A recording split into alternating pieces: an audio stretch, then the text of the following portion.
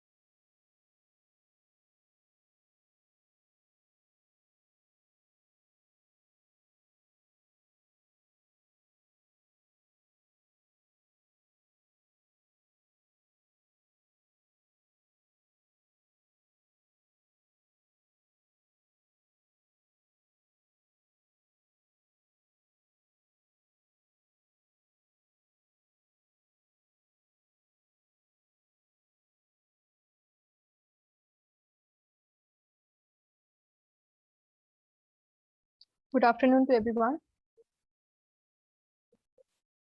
कौन नहीं आया? अमान रह गए आज?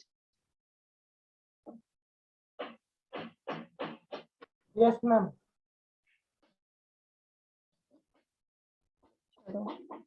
आर्यन, हेत, युवराज, सब लोग अपने वीडियोस ऑन कर लो. एक मिनट. एक मिनट मैम। हाँ हाँ, ओके ओके।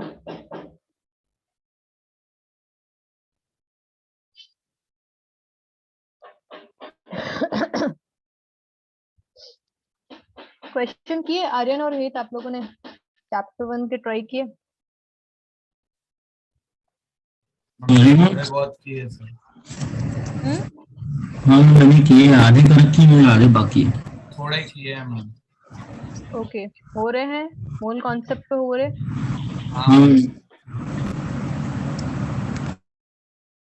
Okay fine.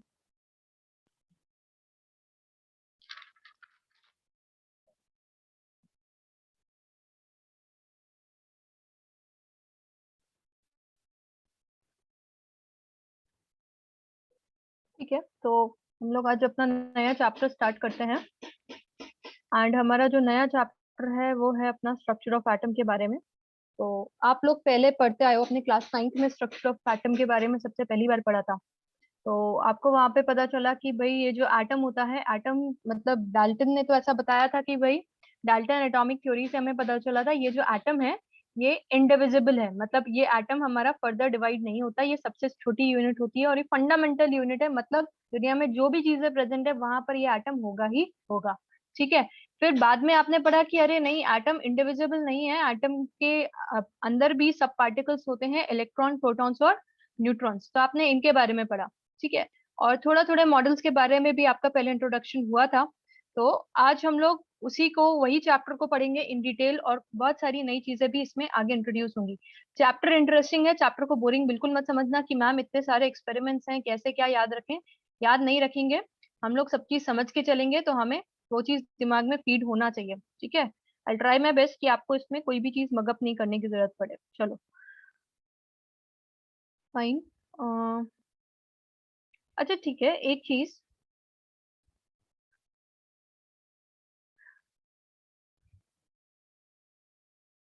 मतलब एक चीज मैंने आप लोगों को बोला था मैं नेक्स्ट क्लास में बताऊंगी, वो था मेरा कंबशन रिएक्शंस में अगर हम लोग को उसकी बैलेंसिंग करना है। ठीक है, तो जस्ट मेरे को एक बार उसको बता देने दीजिए, या आप जैसा बोलो क्लास के एंड में बता दूं। चैप्टर स्टार्ट करते हैं, वो वाला क्लास के एंड में इंट्रोड्यूस कर दूंगी कि कंबशन रिएक्शन अगर हो रही है तो वहां पे बैलेंसिंग कैसे कर सकते हैं इजीली। ठीक है, चलो ओके मैम। चलो कोई नहीं, अभी हम सीक्वेंस में अपना चलते हैं। तो पहले थोड़ी सी एक कहानी सुनिए। कहानी क्या है, डाल्टन में आपको पता है कि डाल्टन ने आपको एटॉमिक थ्योरी दी थी, जिसको हम लोग बोलते हैं डाल्टन एटॉमिक थ्योरी। और चैप्टर 1 में हमने बात किया था कि डाल्टन की बहुत सारे पॉइंट्स थे जो वैलिड नहीं थे। मतलब आज की डेट में अगर हम बात करें तो वो वैलिड नहीं है, बट लेकिन उस टाइम पे जब दुनिया में किसी को कुछ नहीं पता था तो डाल्टन ने बहुत सारी चीजें बताई। वन ऑफ देम वाज, जो हमने अभी डिस्कस किया, कि एटम जो है फर्दर डिवाइड नहीं हो सकता।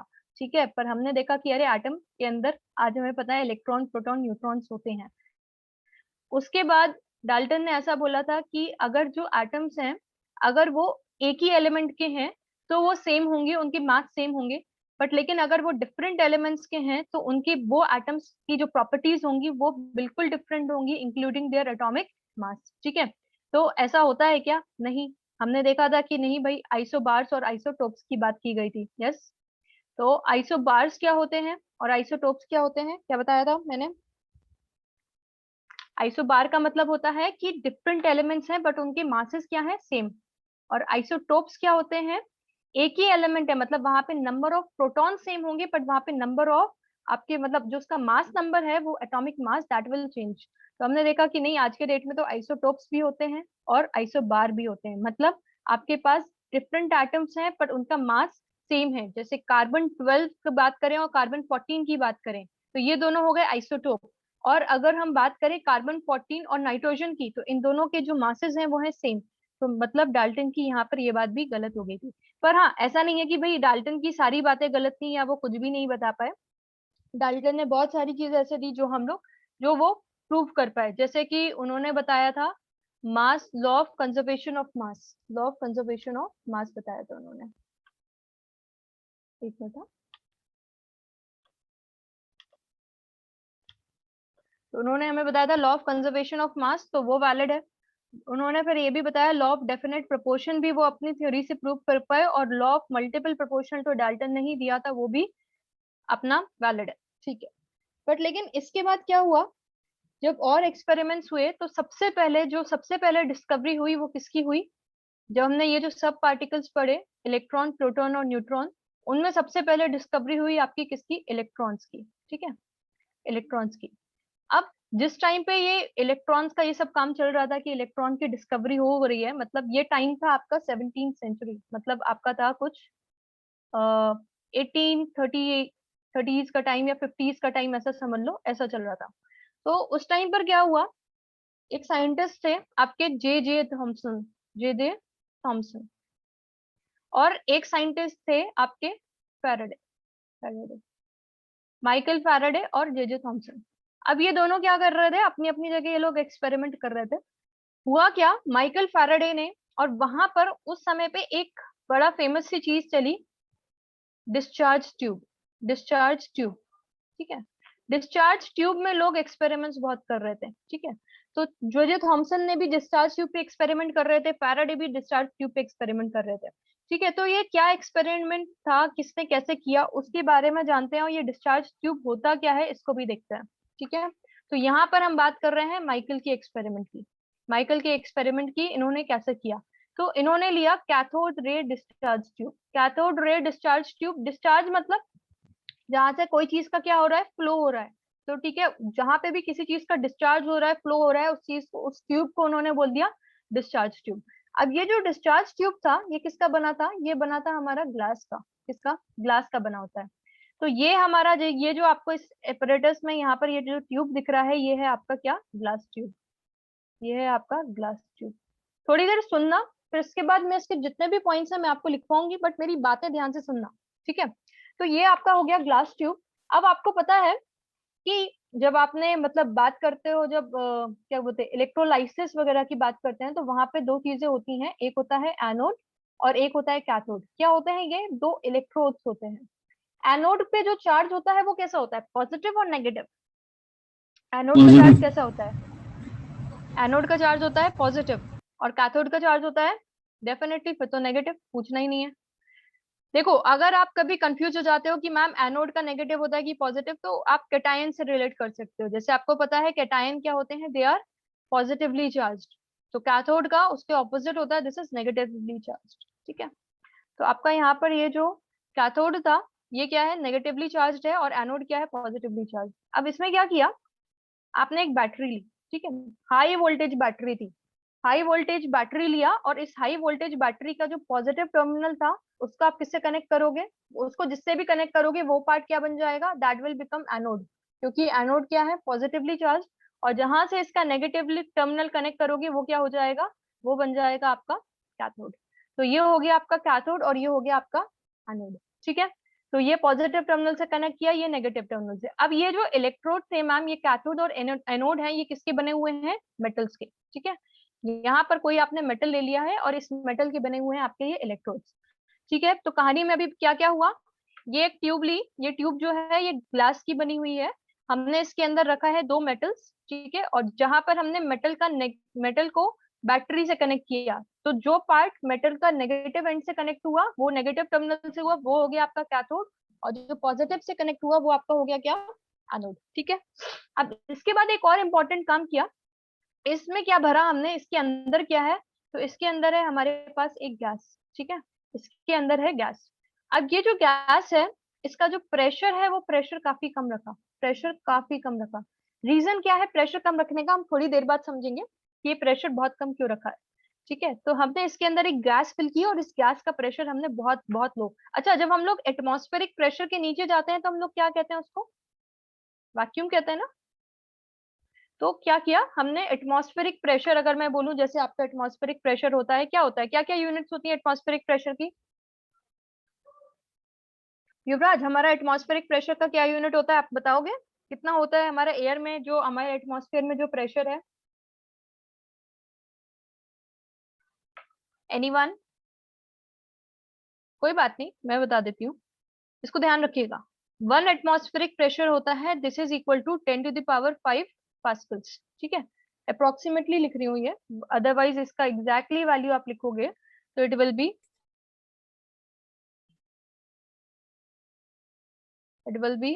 1.01325 इंटू 10⁵ पास्कल। और ये पास्कल क्या होता है? यही पास्कल होता है आपका न्यूटन पर मीटर स्क्वायर। उसी को आप पास्कल कहते हो और उसी को आप न्यूटन पर मीटर स्क्वायर कहते हो। तो ये होता है आपका 1 एटमॉस्फेरिक प्रेशर। और यही जो चीज होती है, this is also equal to 1.01 bar. और इसी को आप लिख सकते हो 760 mm ऑफ Hg। तो जैसे लेंथ की डिफरेंट डिफरेंट यूनिट्स हैं, ठीक है, उसी तरह से आपके एटमॉस्फेरिक प्रेशर की ये डिफरेंट यूनिट्स हैं, ठीक है। Okay, yes ma'am. ये तो आप हैं यहाँ पे बेटा, कैमरा ऑन रखना आप लोग, ठीक है, पता चलता रहता है। तो यहाँ पर ये हो गया आपका प्रेशर का यूनिट है 760 mm ऑफ Hg या ये। तो यहाँ पे हमने जो प्रेशर रखा वो डेफिनेटली कोई भी वैल्यू ले लो, मतलब सारी एक ही वैल्यू है 1 atm। ये प्रेशर जो था इससे काफी कम रखा। अगर मैं इसकी मैग्नीट्यूड की बात करूँ तो जैसे ये देखो 760 mm ऑफ Hg है, हमने इसको रखा करीब, एक मिनट, 10⁻³ mm ऑफ Hg। मतलब हमने 10⁻³ मतलब हम बहुत बहुत लो प्रेशर पे बात कर रहे हैं। तो अच्छा ये बताओ, गैस का प्रेशर अगर कम करना है तो क्या करेंगे? उसके लिए क्या करते हैं हम लोग, एक आपने सुना होगा कभी कि वैक्यूम पंप लगा देते हैं, ठीक है। और ये वैक्यूम पंप क्या करता है? अच्छा, वैक्यूम क्लीनर का नाम सुना है ना आपने? वैक्यूम क्लीनर क्या करता है? वैक्यूम क्लीनर साफ कर लेता है सारी डाइट को। सारी डर्ट को क्लियर कर देता है, ठीक है। तो वो क्या करता है वहां पर, क्या करता है वहां पे काफी लो प्रेशर क्रिएट करता है। तो सारा आपका जितना भी डस्ट है वो अपने आप सारी चीजें यहाँ पे खींच लेता है वहां से। तो वहां पर क्या कर रहा है, इसी तरह से हमने एक वैक्यूम पंप लगाया। वो वैक्यूम पंप क्या करेगा, वैसे ही यहाँ से क्या कर रहा है, ये जो गैस प्रेजेंट है इस गैस को यहाँ से कम कर देगा। मतलब यहाँ पे जितनी गैस प्रेजेंट है उससे में से गैस को निकाल लेगा, ठीक है। तो जब गैस को निकाल लेगा तो यहाँ पे जो प्रेशर होगा वो काफी कम हो जाएगा, ठीक है। तो यहाँ पे जो प्रेशर मेंटेन किया गया वो काफी कम मेंटेन किया गया, ठीक है। तो हमने क्या क्या काम किए, हमने एक हाई वोल्टेज बैटरी से कनेक्ट किया। हाई वोल्टेज बैटरी क्यों लिया उसका रीजन भी थोड़ी देर बाद पता चलेगा, ठीक है। चलो आगे बात करते हैं। तो ये हमारा apparatus हो गया कि apparatus हमारा कुछ इस तरह से दिख रहा था। तो यहाँ पे जैसे ये डायग्राम में बताया इन्होंने, this is air at very low pressure. तो आप एयर ले लो या गैस ले लो, कुछ भी ठीक है, चलेगा। चलो अब क्या किया, इसमें एक और काम किया, इसमें एक और काम किया।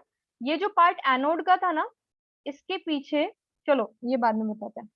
अब यहाँ पे जब इन्होंने हाई वोल्टेज बैटरी लगाई तो यहाँ पर क्या हुआ कि इनको लगा कि यहाँ पे कुछ तो गया है, कुछ तो जा रहा है, पर लेकिन जो भी चीज जा रही थी वो क्या थी, वो इनविजिबल थी। क्या थी? इनविजिबल। मतलब यहाँ पे जब आपने इस तरह से रखा तो यहाँ से कुछ पार्टिकल्स तो गए पर वो इनविजिबल थे। तो भाई मैम अगर इनविजिबल थे तो उन्हें पता कैसे चला कि ये पार्टिकल्स इनविजिबल हैं? तो उसके लिए उन्होंने क्या किया, यहाँ पे ये जो पार्ट एनोड था, ये पार्ट जो एनोड का था, इन्होंने इसके पीछे एक स्क्रीन लगाई, एक स्क्रीन लगाई। और ये जो स्क्रीन थी ये कैसी थी? फ्लोरोसेंट थी, फ्लोरोसेंट थी। तो फ्लोरोसेंट स्क्रीन लगाई यहाँ पे। और फ्लोरोसेंट स्क्रीन क्या होता है, मतलब फ्लोरोसेंट स्क्रीन एक ऐसी स्क्रीन जहां पे अगर आप पार्टिकल्स हिट करेंगे तो वो पॉइंट आपका ग्लो करेगा, ठीक है। तो फ्लोरोसेंट स्क्रीन क्या करती है, वहां पे ग्लो होता है। कब होता है? जब कोई पार्टिकल उसको हिट करता है। तो मैम अब इसको हिट कैसे करेगा, आपने तो इसके आगे एनोड लगा रखा है। तो उसके लिए हमने क्या किया, ये जो एनोड था, ये जो मेटल था एनोड या इलेक्ट्रोड, इसके बीच में हमने छेद कर दिए, ठीक है, छोटे छोटे छेद कर दिए। तो यहाँ पे क्या हुआ, यहाँ पे गैप प्रोड्यूस हो गया थोड़ा थोड़ा, ठीक है। तो यहाँ पे छेद कर दिए तो क्या हुआ, अब इन छेद के थ्रू, इन होल्स के थ्रू क्या हो सकता है, ये जो भी पार्टिकल्स आ रहे हैं वो यहाँ से गए और देखा कि वो यहाँ पर इस स्क्रीन पे जाके टकरा रहे थे। इस स्क्रीन पे जाके टकराए तो वहां पे ग्लो आया। तो मतलब इसका मतलब है कि यहाँ से जो भी चीज पास की, मतलब जो भी यहाँ पे पास हो रहा है, जब हमने इसमें इलेक्ट्रिक करंट पास कर रहे हैं तो वो चीज में क्या है, वो चीज कोई पार्टिकल है। वो चीज क्या है? कोई पार्टिकल है। तो एक चीज पता चली यहाँ पे कि ये चीज जो है वो क्या है, पार्टिकल है। ओके, तो ये ऐसा क्या हुआ कि भाई, और डेफिनेटली अगर ये पार्टिकल है और ये एनोड वाले साइड में मिल रहा है, और एनोड का चार्ज कैसा होता है, एनोड का चार्ज कैसा है? क्या हो गया आर्यन? Positive positive. आर्यन सर पे हाथ रख के बैठे हैं। अरे यार समझ आ रहा है ना? हाँ मैम आ रहा है। मुझे ऐसा लगा कि आर्यन बोल रहे हैं कि मैम क्या बता रहे हो। चलो ठीक है। तो यहाँ पे इसका जो एनोड का जो चार्ज होता है वो पॉजिटिव होता है, और अब आप सोचो ये जो पार्टिकल्स आ रहे हैं वो अगर पॉजिटिव एंड की तरफ जा रहे हैं तो इसका मतलब क्या हुआ, पॉजिटिव की साथ तरफ कौन जाता है। अब आपने एक बात पढ़ी है, लाइक चार्जेस क्या करते हैं, रिपेल और अट्रैक्ट। पॉजिटिव पॉजिटिव चार्ज होगा तो क्या करेगा, रिपेल रिपेल, दूर भागेगा, नेगेटिव रिपेल ईच अदर, ठीक है। और ऑपोजिट जो होते हैं वो क्या करते हैं, attract, opposite charges they attract. तो इसका मतलब ये हुआ कि ये जो भी पार्टिकल्स नेगेटिव एंड से निकल रहे हैं, कैथोड से निकल रहे हैं और यहाँ पॉजिटिव एंड पे जा रहे हैं, तो पॉजिटिव एंड पे जा रहे हैं मतलब ये पॉजिटिव की टुवर्ड्स अट्रैक्ट हो रहे हैं। तो इसका मतलब इन चार्जेस का जो मतलब ये जो पार्टिकल्स हैं इनका जो चार्ज है वो क्या होगा, charge of the particles negative होगा नेगेटिव। तो हमें दो चीजें पता चली, एक तो पार्टिकल्स निकल रहे हैं और दूसरी चीज यहाँ से क्या पता चली कि ये जो पार्टिकल्स हैं वो कैसे चार्ज है, दे आर नेगेटिवली चार्ज। ठीक है अमान, इज दैट ओके? युवराज बेटा समझ में आया? तो यहाँ से जो पार्टिकल्स निकले कैसे पता चला, फ्लोरेसेंट स्क्रीन लगाई, दिख तो कुछ नहीं रहा था, इनविजिबल थी ये रे, और यही जो पार्टिकल्स थे ये कैसे थे, नेगेटिवली चार्ज थे। ठीक है चलो, दो चीजें हम लोग को पता चल गई, फाइन।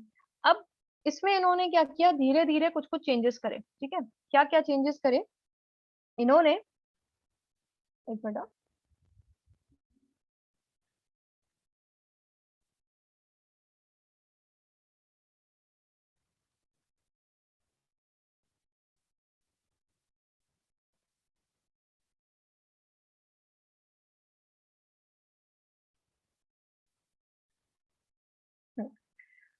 अब इन्होंने कहा कि ये जो पार्टिकल्स आ रहे थे ये स्ट्रेट लाइन में ट्रैवल कर रहे थे, पर बाद में देखा ऐसा कि अगर यहाँ पे हम कोई एक इलेक्ट्रिक फील्ड लगा देते हैं, इलेक्ट्रिक फील्ड का मतलब क्या होता है, इलेक्ट्रिक फील्ड लगाने का मतलब क्या होता है, इलेक्ट्रिक फील्ड का मतलब सिंपली ये है कि आपने क्या किया, इसको एक ऐसी फील्ड में रखा जहां पर क्या है, एक एंड मान लो यहाँ पे मैंने एक प्लेट लगाई, इसका चार्ज है पॉजिटिव, मतलब कहीं बैटरी से कनेक्ट कर दिया इस प्लेट को, इसका चार्ज है पॉजिटिव, और मान लो यहाँ पर एक प्लेट है जिसका चार्ज है नेगेटिव।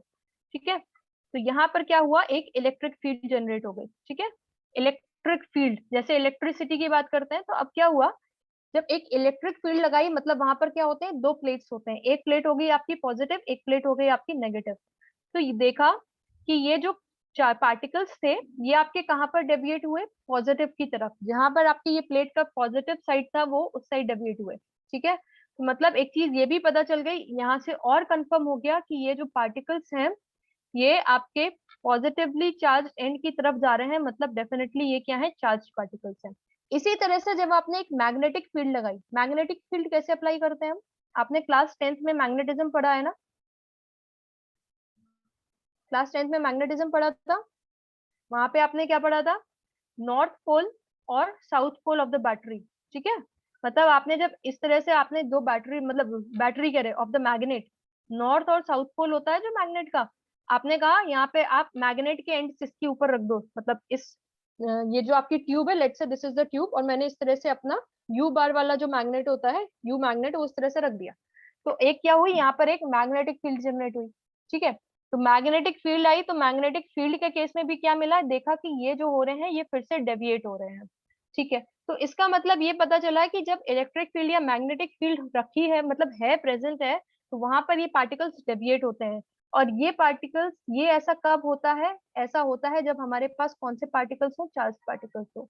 तो मैं बता रही हूँ उन्होंने क्या क्या चीजें करके देखी वहां पे। ठीक है, तो उन्होंने ये सारी चीजें की, तो ये कंफर्म हो गया कि ये जो पार्टिकल्स हैं चार्ज पार्टिकल्स हैं और ये नेगेटिवली चार्ज है। ठीक है चलो, अब यार ये जो चार्ज पार्टिकल्स हैं ये आ कहाँ से रहे हैं, ये आ कहाँ से रहे हैं, ये जो चार्ज पार्टिकल्स हैं यहाँ पे ये आ कहाँ से रहे हैं, मतलब आप कह रहे हो ना कि यहाँ पे ये जो इलेक्ट्रिसिटी है जो आपने यहाँ पे मतलब ये बैटरी लगाई, तो इसमें करंट फ्लो हो रहा है, और करंट फ्लो हो रहा है तब तो ये मतलब पार्टिकल्स जो हो रहे हैं यहाँ से यहाँ जा रहे हैं।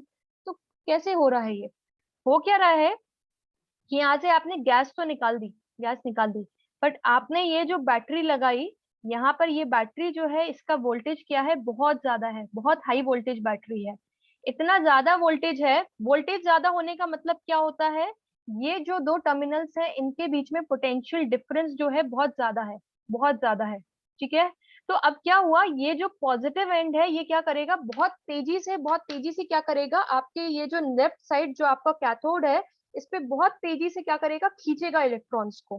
तो मतलब इलेक्ट्रॉन्स मैंने यहाँ पे पहले ही बता दिया, मतलब यहाँ पे ये जो आपके पार्टिकल्स हैं, ये जो पार्टिकल्स हैं ये कहाँ से आ रहे हैं, आपके कैथोड से, और कैथोड क्या है, आपका कोई मेटल है। तो मतलब इस जब आप हाई वोल्टेज डिफरेंस रखते हो, हाई पोटेंशियल डिफरेंस रखते हो, तो उस टाइम पे क्या है, इनके बीच में जो है ये जो आपका एनोड है बहुत तेजी से क्या कर रहा है, यहाँ पे जो पार्टिकल्स हैं उनको खींच रहा है। ठीक है, उनको अपनी तरफ खींच रहा है। तो ये जो इलेक्ट्रॉन्स निकल कर आए, ये कहाँ से निकल के आ रहे हैं, आपके इस कैथोड से निकल के आ रहे हैं, या इस मेटल से निकल के आ रहे हैं।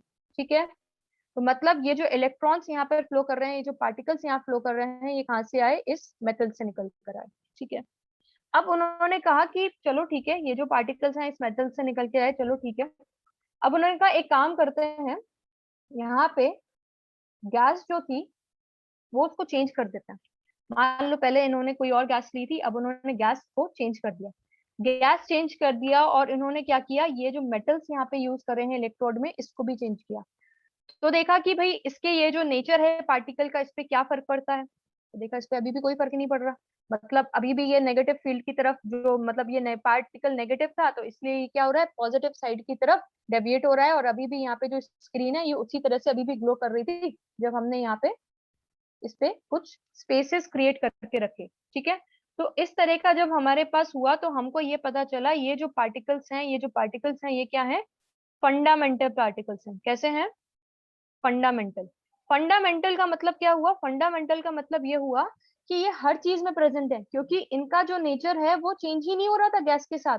हमने गैस चेंज कर दी, हमने वहां पे जो इलेक्ट्रोड्स हैं उनको चेंज कर दिया, पर लेकिन ये जो पार्टिकल्स हैं इनका नेचर चेंज नहीं हुआ। इसका मतलब क्या हुआ, अगर इन पार्टिकल्स का नेचर चेंज नहीं हो रहा, इसका मतलब है कि ये जो पार्टिकल्स हैं ये हर चीज में प्रेजेंट है, और हर चीज में इनका जो नेचर है वो एकदम सेम है। ठीक है, तो हमें यहाँ पे बहुत सारे कंक्लूजन ये ड्रॉ करने को मिले। अच्छा, अब एक बात समझते हैं कि यहाँ पे प्रेशर बहुत लो क्यों रखा, प्रेशर बहुत लो क्यों रखा।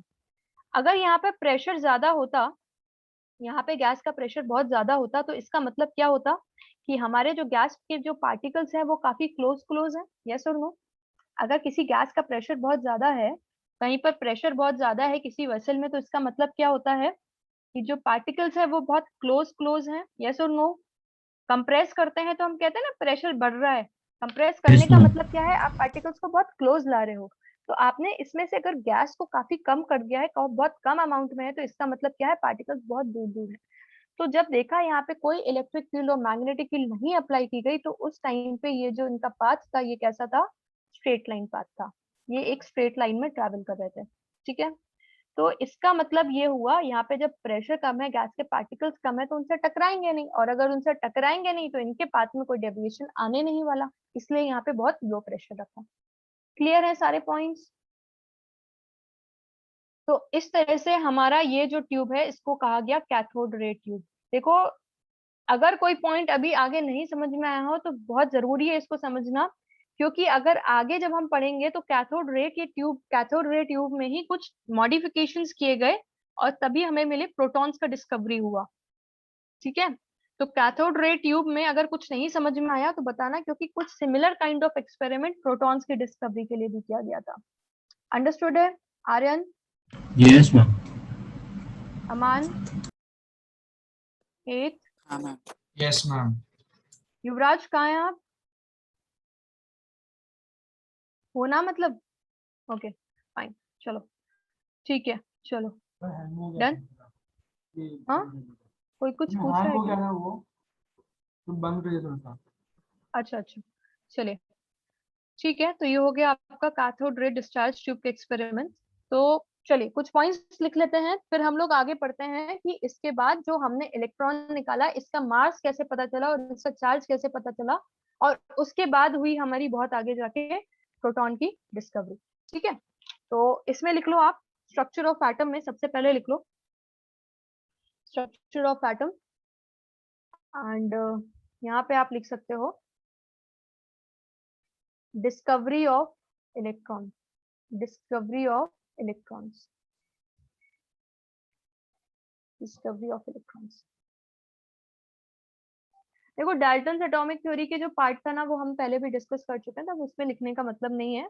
अगर आपको लगता है तो आपने अपने हिसाब से ऐड कर लीजिएगा, ठीक है। तो डिस्कवरी ऑफ इलेक्ट्रॉन्स में लिख लो कि ये किसका एक्सपेरिमेंट है, ये है आपकी माइकल फैराडे का experiment. Michael Faraday, Michael Faraday.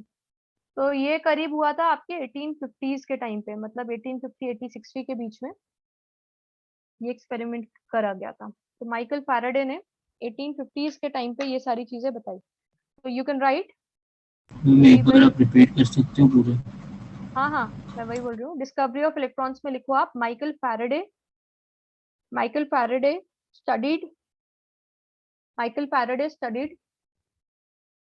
electrical discharge, studied electrical discharge in cathode ray tube, in cathode ray discharge tube. Michael Faraday studied about electrical discharge in cathode ray discharge tube, ठीक है, in around 1850s, in around 1850s, okay, ठीक है। अब Michael Faraday ने क्या क्या किया उसको लिख लो, ठीक है, लिखो। कैथोड रे ट्यूब क्या होता है? It is a glass tube. Cathode ray tube is a glass tube containing two metal electrodes. It is a glass tube containing two metal electrodes. युवराज आप लिख रहे हो बेटा? हाँ लिखते जाइए। It is a glass tube containing two metal electrodes. ठीक है। Pressure inside the tube.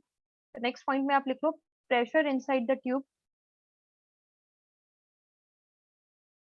Pressure inside the tube was maintained. Pressure या फिर ऐसे लिखो, प्रेशर की आगे लिख लेना very low pressure was maintained inside the tube. Very low pressure was maintained inside the tube. Very low pressure was maintained inside the tube. It was of the order of 10 to the power -3 mm of Hg, Hg का मतलब क्या है? Mercury के terms में हम बताते हैं। Mercury column का करते हैं एक्सपेरिमेंट, तो उसमें मरकरी कॉलम की जो हाइट होती है उसके करस्पॉन्डिंग हम लोग बताते हैं इसको। तो जब मरकरी कॉलम की हाइट 760 mm होती है तो वही होता है हमारा एटमॉस्फेरिक प्रेशर, ठीक है। तो यहाँ पे काफी लो प्रेशर हमने यहाँ पे मेंटेन करके रखा, ठीक है। प्रेशर कितना बोला? 10 to the power -3 mm of Hg, 10 to the power -3 mm of Hg, 10 to the power -3 mm of Hg। इतना लो प्रेशर इन्होंने मेंटेन किया था, ठीक है। ओके, अब इसके बाद क्या हुआ कि नेक्स्ट पॉइंट इसमें लिख लो and very high potential difference, very high potential difference और वोल्टेज, और वेरी हाई पोटेंशियल डिफरेंस और voltage was applied across the electrodes, ma'am आप ये वाला पॉइंट पहले से रिपीट कर सकते हैं? ये वाला पॉइंट ना वेरी हाई पोटेंशियल डिफरेंस वाला ना, हाँ ma'am. Very high potential difference और voltage was applied across the electrodes, it was applied across the electrodes।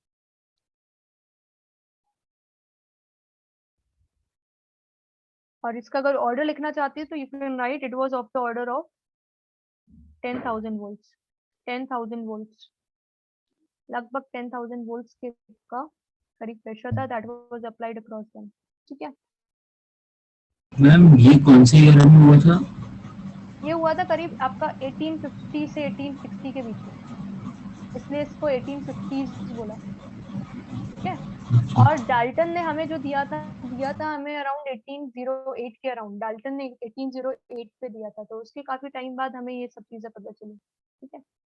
Ma'am but Faraday ने तो खाली ये कंसेप्ट दिया था, उसने डिस्कवरी थोड़ी किया था। इलेक्ट्रॉन डिस्कवर तो विलियम ब्रूक्स ने किया था। इलेक्ट्रॉन डिस्कवरी, हाँ मतलब ये जो चीजें थी, ये इसने जब कहा तो मतलब देखो, अगर क्रेडिट बोला जाए ना, तो क्रेडिट आपको बोला जाता है थॉमसन को गया, ठीक है। क्रेडिट जो मिलता है वो थॉमसन को ही गया। पर माइकल फैराडे का जो ये एक्सपेरिमेंट था, ये बहुत इंपॉर्टेंस प्ले करता है आपके इसके लिए, ठीक है। तो थॉमसन भी अपनी जगह कर रहे थे, थॉमसन का भी हम इसके आगे बात करेंगे कि उनका क्या कंट्रीब्यूशन था इसमें। आर्यन क्या कह रहे हो आप? विलियम क्रूक्स की बात करो। किसकी बात कर रहे हो? विलियम क्रूक्स, जिसने ये कंसेप्ट को काम पे लगाया था, जिससे डिस्कवर मेन हुआ था। जिससे इलेक्ट्रॉन डिस्कवर हुआ था, ऐसा कह रहे हो?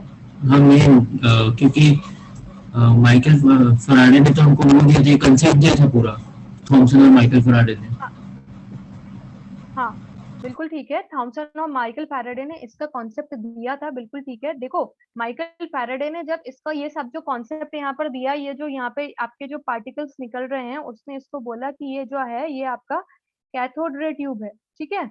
ये जो ये जो है ये आपकी कैथोड रेज है, और ये कैथोड रेज जो है, ये जो पार्टिकल्स हैं, इन्हीं को इसने बोला था कि ये क्या है, यही हमारे क्या है, इलेक्ट्रॉन, ठीक है। तो मेरा कहने का मतलब ये है कि जिस टाइम पे ये सारी चीजें हो रही थी दुनिया में, उस टाइम पे थॉमसन भी कर रहे थे और उस टाइम पे माइकल भी कर रहे थे, ठीक है। तो माइकल का जो इम्पोर्टेंस है इसमें, डिस्कवरी जो हुई, जो यहाँ से हुई, ठीक है। चलो आगे लिखो। ठीक है, आपने लिखा इसमें अबाउट द कैथोड रेज। कहाँ पे पहुंचे थे हम?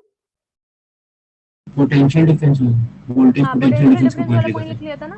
हाँ, ठीक है, और लिख लेना। एंड और लो प्रेशर वाला लिख लिया था क्या? हैं। Yes ma'am. लो प्रेशर लिख लिया, हाँ हाँ हाँ, ठीक है। तो लो प्रेशर लिख लिया हमने, ये लिख लिया, ठीक है। अब यहाँ पे you can right when current flows, देखो इसमें when current flows from the negative electrode.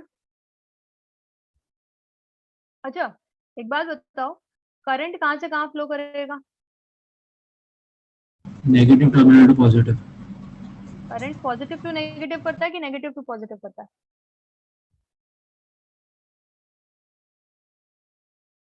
Ma'am positive to negative करता है ना। और इलेक्ट्रॉन्स का फ्लो उसके ऑपोजिट होता है, ठीक है। हाँ मैम। हाँ, तो लिखो, लिखो इसमें कि when current flows through the circuit, when current flows through the circuit, a stream of particles, a stream of particles moving, a stream of particles which were invisible, a stream of particles which were invisible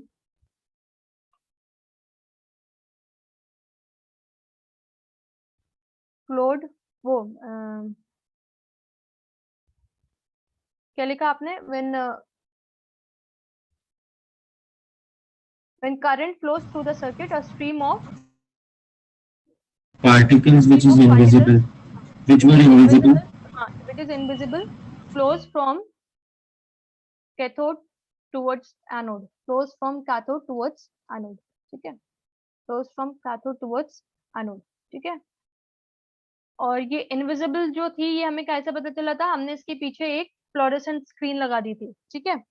तो इसके बाद लिखो, लिखो इसमें these particles were called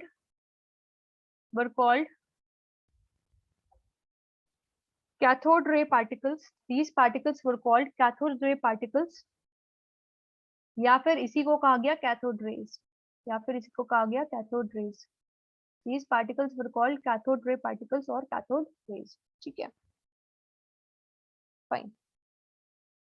अब इसमें लिखो a fluorescent screen, next point, a fluorescent screen was placed behind the anode, a fluorescent screen was placed behind the anode। जैसे फ्लोरेसेंट मटेरियल, जैसे जिंक सल्फाइड एक आपका फ्लोरेसेंट मटेरियल है, उसको रखा गया। a fluorescent screen was placed, मतलब ये जो पार्ट है यहाँ पे हमने उसको रख दिया, ठीक है, और एनोड में क्या किए, होल्स कर दिए, ठीक है। a fluorescent screen was placed behind the anode, and tiny holes were made in the anode, and tiny holes were made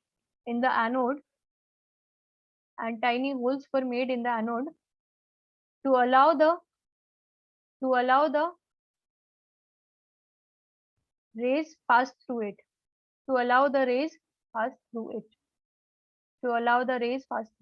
ठीक है. When particles, next point you can write, when particles strike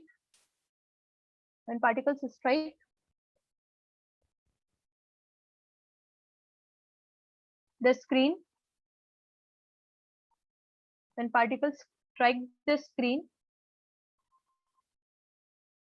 it was glowing at that point.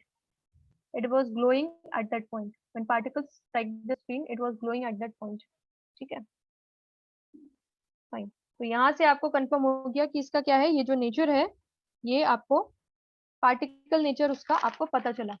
Next आप इसमें लिख सकते हैं the properties of the cathode rays. Next you can write properties of cathode rays, या फिर आप लिख सकते हो conclusion of the experiment. Properties of cathode rays, और you can write conclusion of the experiment. अब देखो, ये जो हमारी कैथोड रेज थी, ये क्या करती है, ये हमें पता चल गया कि ये हमारी कैथोड से एनोड की तरफ मूव करती है. ठीक है, तो write down conclusion number 1. Conclusion 1 is cathode rays move from cathode to anode. ठीक है, कैथोड रेज क्यों बोल रहे हैं, कैथोड से निकल रही है, इससे ये आपकी बन गई है कैथोड रेज. तो cathode rays move from cathode to anode. ठीक है, नेक्स्ट यू कैन राइट, अच्छा कैथोड टू एनोड मूव कर रही है, इससे आपको पता चलता है कि ये क्या है, this implies it is positively charged. तो cathode rays move from cathode to anode implies that it is positively charged. Next यहाँ पे दिया गया, नेक्स्ट हमें मिला कि दे मूव और they travel in a straight line. तो यहाँ पर ये पता चला कि ये स्ट्रेट लाइन में ट्रेवल करती है, पर कब, जब यहाँ पे कोई मैग्नेटिक या इलेक्ट्रिक फील्ड नहीं अप्लाई की, तो देखा कि they travel in a straight line, they move in a straight line. ठीक है, they move in a straight line. Okay, next point is they deflect towards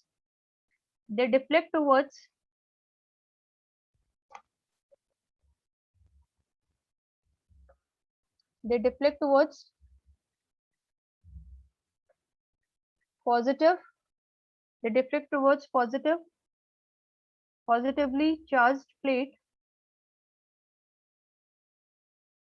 when electric field is applied.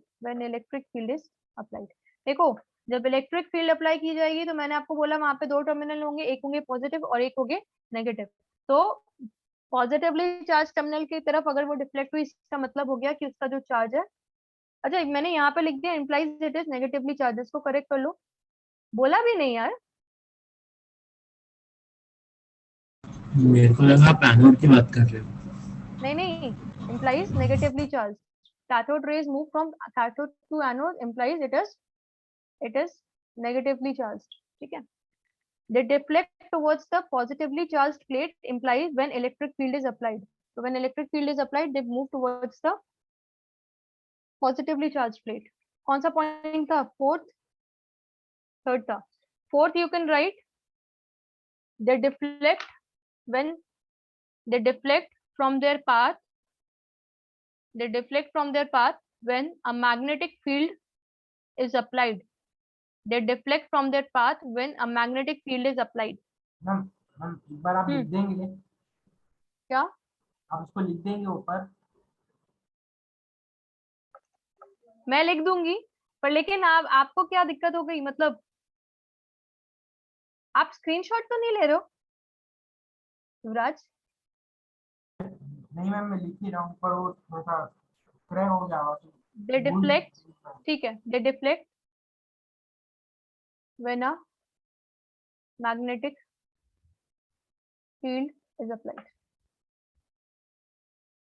They deflect ma'am from their path, ऐसे भी लिख सकते हो। Ma'am हाँ, अरे ma'am ये डिफ्लेक्ट करते तो where do they go, where do this cathode rays go?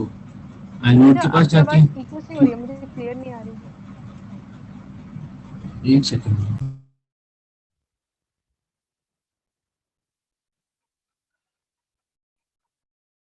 Ma'am, आवाज आ रही है? हाँ बेटा, आ तो रही है, आवाज तो आ रही है, हाँ बोलिए। मैं पूछ रहा था कि यहाँ पे लिखा है कि they deflect from the path when a magnetic field is applied. तो ma'am where do they go when they deflected, because it is a glass tube. तो डिफ्लेक्ट होके एनोड के पास तो जाना ही पड़ेगा वापस।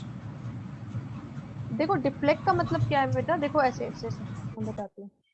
डिफ्लेक्ट का मतलब ये है, जैसे यहाँ पर देखो, ये हमने यहाँ वाला पार्ट देखो, ये है, जैसे हम अगर बात करें यहाँ पे, ये आपकी एक पॉजिटिवली चार्ज मेटल प्लेट है, ये आपकी नेगेटिवली चार्ज है, मतलब आपने एक इलेक्ट्रिक फील्ड अप्लाई की। तो जब ये यहाँ से निकली, ये आपका था कैथोड और ये आपका था एनोड। तो जब ये यहाँ से निकली तो ये क्या हुई, स्ट्रेट पाथ में नहीं ट्रैवल करके क्या हुई, अपने पाथ से डिफ्लेक्ट हुई, ऊपर की तरफ गई। ऊपर की तरफ क्यों गई? क्योंकि यहाँ पर पॉजिटिवली चार्ज प्लेट ऊपर की तरफ थी, ठीक है। और वहीं अगर मैं बात करूं यहाँ पे मैग्नेटिक फील्ड की, तो यहाँ पे इस केस में हमने यहाँ पर इस तरह से कुछ मैग्नेटिक फील्ड अप्लाई कर रखी है, ठीक है। तो यहाँ पे आपकी ये हो गई मैग्नेटिक फील्ड। और आपको पता है मैग्नेटिक फील्ड में अगर कोई आपका कोई चार्ज ट्रैवल करता है तो क्या होता है, उस पर एक फोर्स एक्ट करता है, ठीक है, वो डिफ्लेक्ट करता है। ये क्या हुआ, अपने स्ट्रेट पाथ से डिफ्लेक्ट हो गया, जब यहाँ पर आगे उसको मैग्नेटिक फील्ड मिली तो वो यहाँ पर आ गया। समझे आप डिफ्लेक्शन का मतलब? Yes ma'am. जाएगा तो बिल्कुल एनोड पे ही जाएगा, बट स्ट्रेट नहीं ट्रैवल करके वो डिफ्लेक्ट हो रहा है, ठीक है। चलो, when a magnetic field is applied, ठीक है। Now the next point is, आपने लिखा था they are not visible, you can write they are not visible, they are not visible but they glow when they strike, when they strike a fluorescent material, when they strike a fluorescent material, when they strike a fluorescent material, जब वो किसी fluorescent material पे strike करते हैं तो उस time पर वो ग्लो करता है, ठीक है। ओके, और एक सबसे इंपॉर्टेंट कैरेक्टरिस्टिक जो ये है कि इनकी जो कैरेक्टरिस्टिक है वो चेंज नहीं होती, किसके साथ नहीं चेंज होती, चाहे आप गैस चेंज कर दो, चाहे आप अपने मेटल इलेक्ट्रोड चेंज कर दो, इनका जो प्रॉपर्टी है ये पार्टिकल्स का, it does not change with the gas और द metal electrodes. तो नेक्स्ट पॉइंट लिख लो, the characteristics or the properties, the characteristics या properties do not change with the gas or the metal plate। मतलब जो अगर आप gas change कर दो या मेटल प्लेट चेंज कर दो, उन दोनों पे ही इस पे इफेक्ट नहीं पड़ेगा कैरेक्टरिस्टिक पे, ठीक है। The characteristics or properties do not change with the gas or the metal plate। इसका मतलब क्या हुआ, which implies that these particles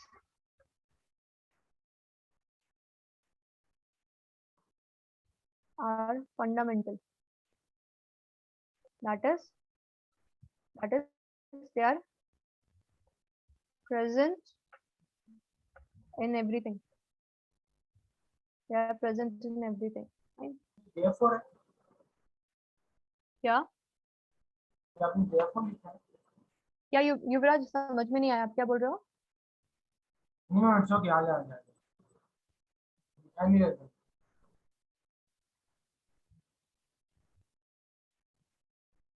These particles are fundamental, that is they are present in everything। अच्छा, अब देखो एक चीज है, ये जो पार्टिकल्स होते हैं ना, ये आपके एक्सरेज भी प्रोड्यूस करते हैं। एक्सरे क्या होती है, हम लोग बात कर रहे हैं ना, एक्सरे कराने जा रहे हैं एक्सरे।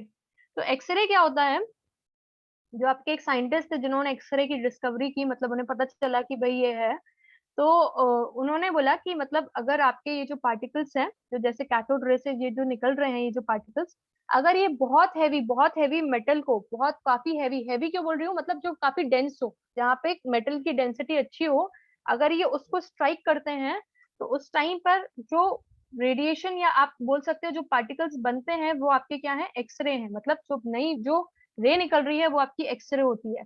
अब इसका नाम एक्सरे क्यों पड़ा, क्योंकि उन्हें इसकी प्रॉपर्टीज के बारे में कुछ नहीं पता था, तो उन्होंने इसका नाम रख दिया था एक्सरे। मतलब जो हमें मैथ्स में कुछ नहीं पता होता है तो वी एज्यूम एक्स, कि भाई चलो एक्स लेके सॉल्व कर लेते हैं, उन्होंने बोला एक्सरे। ठीक है,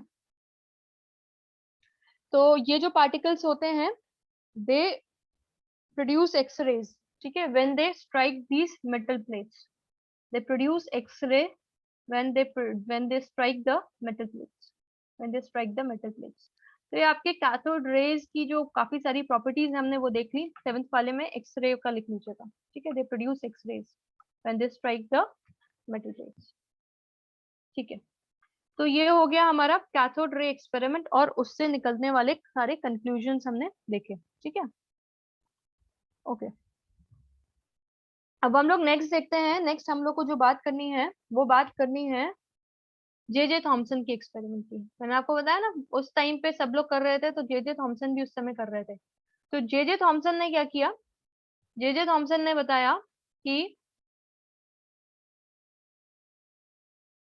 इन्होंने निकाला चार्ज टू मास रेशियो। इन्होंने निकाला चार्ज टू मास रेशियो, मतलब इलेक्ट्रॉन का, अब आपको इलेक्ट्रॉन्स पार्टिकल्स पता चल गए थे जिनका नाम इलेक्ट्रॉन दिया गया। अब वो पार्टिकल्स जो इलेक्ट्रॉन्स हैं उनका चार्ज या मास का जो रेशियो होता है वो हमारे जे थॉमसन ने निकाला। क्या किया इन्होंने भी, आपका जो एक्सपेरिमेंट्स किए उन्होंने भी कैथोड रे ट्यूब पे ही किए। ठीक है, उन्होंने क्या किया, कुछ सेकंड, उन्होंने पहले ये वाला काम किया, मतलब पहले उन्होंने कहा कि ये जो अपना जो ये अपना पूरा अपरेटस है कैथोड रे ट्यूब का, यहाँ पे हम लोग क्या कर रहे हैं, एक इलेक्ट्रिक फील्ड अप्लाई करते हैं। ठीक है, इन्होंने कंबाइंड इलेक्ट्रिक और मैग्नेटिक फील्ड अप्लाई की, मतलब इलेक्ट्रिक फील्ड भी थी वहां पे और वहां पे मैग्नेटिक फील्ड भी रखी, दोनों चीजें साथ साथ अप्लाई की। तो उन्होंने कहा कि अगर हम जिस टाइम पे इलेक्ट्रिक फील्ड को केवल रखते हैं, मतलब मैग्नेटिक फील्ड अप्लाई नहीं की या उस टाइम पे ऑफ है, तो वहां पर क्या है, ये पार्टिकल्स हमारे कुछ इस तरह से ऊपर की तरफ डेविएट हो गए, मतलब टुवर्ड्स द पॉजिटिव एंड। फिर देखा कि वही चीज जब यही मतलब उसी वही अपैरेटस है, और जब यहाँ पर इन पार्टिकल्स को हमने मैग्नेटिक फील्ड में रखा, ठीक है, यहाँ पर रखा किसमें, केवल मैग्नेटिक फील्ड, और इस टाइम पे इलेक्ट्रिक फील्ड नहीं अप्लाई की, तो देखा ये जो पार्टिकल्स थे वो हमारे इस तरह से, इट विल डिपेंड कि आप यहाँ पे इसका नॉर्थ पोल और साउथ पोल किस साइड रखे हो, उसके अकॉर्डिंग ये पार्टिकल्स जो है वो ऊपर या नीचे दोनों में से कहीं भी डेविएट हो सकते हैं।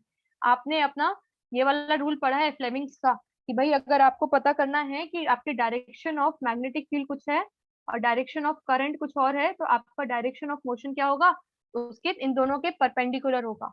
ठीक है, तो मतलब जब आपने इस तरह से आपने यहाँ पर अप्लाई किया मैग्नेटिक फील्ड, तो देखा कि वो जो हो रहे हैं वो एक दूसरे डायरेक्शन में डेविएट हो रहे हैं। या इनका जो कंबाइंड एपरेटस की बात करें, जहाँ पे कंबाइंड इलेक्ट्रिक और मैग्नेटिक फील्ड अप्लाई की, वो कुछ इस तरह से थी। ये पार्ट था आपका नॉर्थ पोल, ये पार्ट है आपका साउथ पोल। ठीक है, ये है आपका पॉजिटिवली चार्ज्ड एंड, ये है आपका नेगेटिवली चार्ज्ड एंड, मतलब ये पॉजिटिव और नेगेटिव वाले प्लेट्स के बीच में होगी इलेक्ट्रिक फील्ड, और ये नॉर्थ पोल और साउथ पोल के बीच में होगी आपकी मैग्नेटिक फील्ड। ठीक है, अब ये रखा कैथोड, ये है आपका एनोड, और यहाँ पर एक बैटरी और ये कनेक्टेड है इस तरह से। तो अब क्या हुआ, यहाँ पर देखा कि जब केवल मैग्नेटिक इलेक्ट्रिक फील्ड थी तो ये एक की तरफ डाइवर्ट हो गए, जब मतलब डिफ्लेक्ट हो गए, और जब ये जो पार्टिकल्स थे जब केवल मैग्नेटिक फील्ड थी तो ये सी की तरफ डिफ्लेक्ट हो गए। अब इन्होंने कहा कि अगर ये दोनों चीजें ना हो, या फिर हम इन दोनों की चीजों को इस तरह से बैलेंस करें, मतलब आपकी इलेक्ट्रिक फील्ड का जो स्ट्रेंथ है और आपकी मैग्नेटिक फील्ड का जो स्ट्रेंथ है वो इस तरह से बैलेंस आउट हो कि ये ऊपर नीचे ना जाके क्या हो, केवल एकदम सेंटर पे आए, तो इनको इस तरह से मिला। तो इन्होंने देखा कि ये जो डिफ्लेक्शन है, अब इन्होंने इसके डिफ्लेक्शन की बात की। ठीक है, अच्छा अब आप मुझे बताओ कि ये जो पार्टिकल्स हैं, अगर बहुत हल्का पार्टिकल होगा, तो अगर आप उसको थोड़ा सा जितना भी फोर्स अप्लाई कर रहे हो, लेट्स से जो हमारा अप्लाइड फोर्स है विच इज कांस्टेंट, अब ये पार्टिकल का अगर मास चेंज हो रहा है, अगर पार्टिकल हल्का है तो इतने फोर्स से ही क्या होगा, ज्यादा दूर तक जा पाएगा। ठीक है, तो मतलब यहाँ पर जो मास ऑफ पार्टिकल था उस पर डिपेंड करा कि उसका डिफ्लेक्शन कितना होने वाला है। दूसरी बात किस पे ये बात डिपेंड करी गई कि हमारी स्ट्रेंथ कितनी है। अगर मान लो यहाँ पे जो इलेक्ट्रिक फील्ड आपने अप्लाई की, इलेक्ट्रिक फील्ड का मतलब क्या है, वहां पे पॉजिटिव वाली प्लेट है, नेगेटिव वाली प्लेट है, और ये जो पार्टिकल्स हैं ये कैसे हैं, नेगेटिवली चार्ज। अगर स्ट्रेंथ ज्यादा कर दी तो इसका मतलब क्या है, पार्टिकल पार्टिकल इंटरेक्शन आपका बढ़ जाएगा, मतलब ये जो प्लेट है वो तेजी से इसको अपने पास खींचेगी अगर इसकी स्ट्रेंथ ज्यादा है। जिसके पास फोर्स ज्यादा है वो इंसान से तो भैया सब लोग संभल के रहते हैं कि नहीं रहते हैं। तो अगर यहाँ पर अपन ने इलेक्ट्रिक फील्ड अप्लाई की है, जस्ट अ सेकेंड, तो उस टाइम पे क्या है, अगर आपके इलेक्ट्रिक फील्ड का मैग्नीट्यूड या उसका जो स्ट्रेंथ की बात करें वो स्ट्रेंथ ज्यादा है, तो ये पार्टिकल्स जो होंगे उसकी तरफ ज्यादा डिफ्लेक्ट होंगे, मतलब ये पॉइंट जैसे ए पे आ रहे हैं वो और ऊपर डिफ्लेक्ट हो सकते हैं। तो मतलब ये जो इनका डिफ्लेक्शन है, जो इनका डेविएशन है अपने पाथ से, वो किन किन चीजों पे डिपेंड करेगा। सबसे पहले चीज तो इस बात पे डिपेंड करेगा कि चार्ज ऑफ पार्टिकल क्या है, ठीक है। दूसरा इस बात पर डिपेंड करेगा कि आपकी स्ट्रेंथ क्या है फील्ड की, strength of the electric field या magnetic field, strength of the field लिख रही हूँ जस्ट। तीसरा वो इस बात पे भी डिपेंड करेगा कि आपका ये जो पार्टिकल है उसका मास ऑफ द पार्टिकल क्या है, ठीक है। तो इन्होंने ये सारी चीजों को ध्यान में रखते हुए कुछ चेंजेस, मतलब मास ऑफ द पार्टिकल में तो कोई चेंज नहीं हुआ क्योंकि वो कांस्टेंट ही था। तो इन्होंने जब यहाँ पे स्ट्रेंथ वगैरह में वेरिएशन किया और ये जब एक्सपेरिमेंट इन्होंने बहुत क्लोज एनवायरमेंट में किया, तो इनका जो डिफ्लेक्शन आया वो सब स्टडी करके कैलकुलेशन करके उन्होंने एक चीज डिराइव की कि इनका जो चार्ज टू मास रेशियो है ये आता है आपका 1.75 इंटू 10⁻11 कूलम पर केजी। मतलब अगर आपने मास की बात करें केजी में, और ये जो चार्ज है, चार्ज इलेक्ट्रॉन को हम ई से रिप्रेजेंट करते हैं ना, तो चार्ज को ई बोला, इलेक्ट्रॉन के चार्ज को ई, तो ये जो चार्ज है ये हमने बोला this charge is in coulomb. Coulomb unit सुनी है क्या चार्ज की पहले भी? हाँ मैम। Yes ma'am. तो ये जो चार्ज बाय मास का जो रेशियो है this will be in coulomb per KG, ठीक है। तो 1.75, तो ये इस तरह का मिला, ठीक है। ठीक है, अभी एक बात बताओ कि अगर ये जो पार्टिकल है, ये जो पार्टिकल है कैथोड रे में, अभी ये वो ऐसा कर रहा था, अब यहाँ पर मान लो वो गैस को चेंज कर दे, गैस को चेंज कर दिया, तो गैस के चेंज करने से क्या ये पार्टिकल, ये जो रेशियो है, क्या ये रेशियो चेंज होगा? गैस को चेंज करने से क्या ये रेशियो चेंज होगा? यस और नो, क्या कहते हैं युवराज, चेंज होगा? नहीं होगा। आर्यन आप क्या कहते हो, चेंज होगा? मैम आप क्वेश्चन रिपीट करो ना। मेरा क्वेश्चन है कि ये जो कैथोड रे ट्यूब में ये जो एक्सपेरिमेंट हो रहा था, थॉमसन कर रहा था, तो उसको मिला, उसने चार्ज टू मास रेशियो निकाला, ठीक है। अब मैं कह रही हूँ अगर उसने यहाँ पे गैस को चेंज कर दिया, पहले जो गैस थी अब उसने गैस चेंज कर दी, तो अब जब दूसरी गैस है इसमें, तो उस केस में जब वो चार्ज टू मास रेशियो निकालेगा तो ये चेंज हो जाएगा या ये यही रहेगा? मैम अभी हम शायद इससे तब पहले, चेंज नहीं होना चाहिए। राइट, शायद, अच्छा ठीक है, शायद आपने बोला, ठीक है, तो जो शायद आपने बोला वो शायद क्या सोच के बोला, आपका आंसर सही है, ठीक है, योर आंसर इज करेक्ट। क्यों क्यों? क्योंकि अभी हम पीछे ही देखकर आए थे, ये जो पार्टिकल्स हैं ये क्या है, जब हमने यहाँ पे मेटल प्लेट्स चेंज कर दी, हमने यहाँ की गैस चेंज करी, जब माइकल ने ये एक्सपेरिमेंट किया तो हमने क्या देखा था, वहां पर देखा था कि ये जो फंडामेंटल पार्टिकल्स है, हाँ फंडामेंटल है, चेंज। इनका जो, इनमें इनकी प्रॉपर्टीज में कोई चेंज नहीं आ रहा। तो आप गैस चेंज करते रहो, अगर उसकी प्रॉपर्टी में कोई चेंज नहीं आ रहा तो वहां पे चार्ज और मास क्या रहेगा, it will stay the same, ठीक है, फाइन फाइन। चलो, तो हम लोग नेक्स्ट थॉमसन का लिख लेते हैं इसके बारे में। देखो थॉमसन भी उसी टाइम पर कर रहा था जिस टाइम पे ये कर रहा था अपना, माइकल ने ये वाला काम किया, पर थॉमसन का ये वाला जो एक्सपेरिमेंट है, इसका जो इसने अपना मतलब स्टेटमेंट दिया या इसके बारे में बताया, वो लेट, मतलब आपके ये आपका क्या बोलेंगे, 19th सेंचुरी के आपके इसने एंड के टाइम पर बताया, मतलब 1890s के टाइम पर वो इस बारे में बता पाया कि ये ऐसा ऐसा है, ठीक है। तो आप ये सोचो कि उस टाइम पर ये आया, तो आपके ये न्यूट्रॉन और प्रोटॉन तो और बाद में आए हैं इलेक्ट्रॉन के, ठीक है। तो अपने 20th सेंचुरी के स्टार्टिंग में ही आपको इलेक्ट्रॉन के बारे में, वो सॉरी प्रोटॉन के बारे में और न्यूट्रॉन के बारे में पता चला। ठीक है, नेक्स्ट आप लिख लो इसमें charge to mass ratio of electrons. Next आपको लिखना है charge to mass ratio of electrons, charge to mass ratio of electrons, charge to mass ratio of electrons.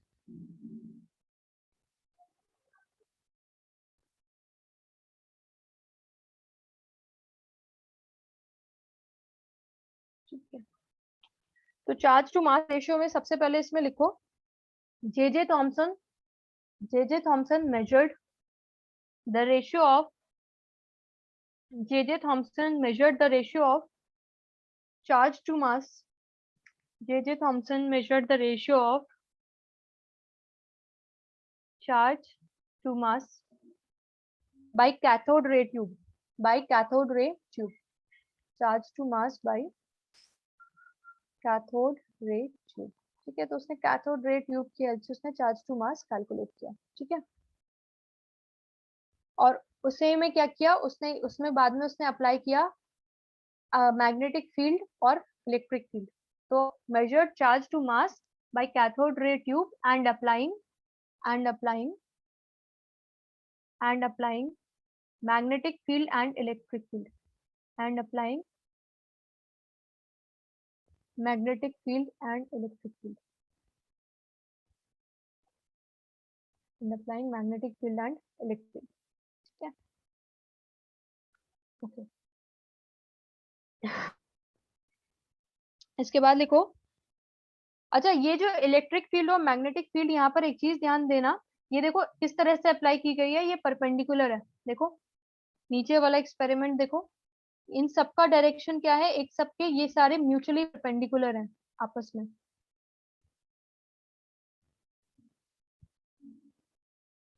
ये देखो आपका ये जो बीम आ रहा है, ये जो अपने पार्टिकल्स आ रहे हैं वो लेट्स से इस डायरेक्शन में आ रहे हैं। ठीक है, ऐसे। अब जो आपकी मैग्नेटिक फील्ड अप्लाई, जो इलेक्ट्रिक फील्ड अप्लाई की गई है, तो वो देखो इस तरह से इसी प्लेन में है, पर वो इस तरह से अप्लाइड है। और जो मैग्नेटिक फील्ड है वो इन दोनों के परपेंडिकुलर है। मतलब मान लो आपके लैपटॉप स्क्रीन को वो क्या कर रही है, आर पार है। ठीक है, मतलब लैपटॉप स्क्रीन की आप ऊपर एक मैग्नेट रख दो,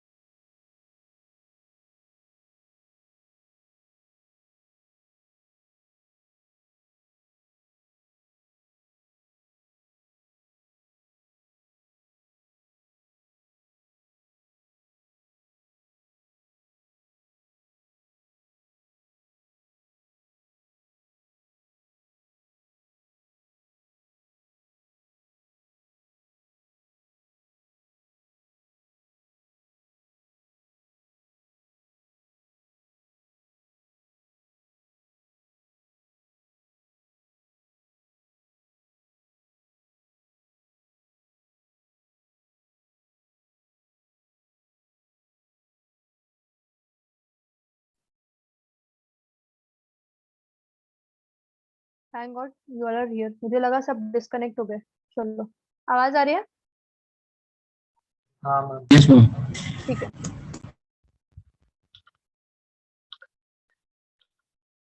fine. तो यहाँ पे applying magnetic field and electric field perpendicular to each other and to the flow of the particles, या फिर इलेक्ट्रॉन, सब तो हमें उसका नाम पता है ना, इलेक्ट्रॉन्स। रिपीट करना।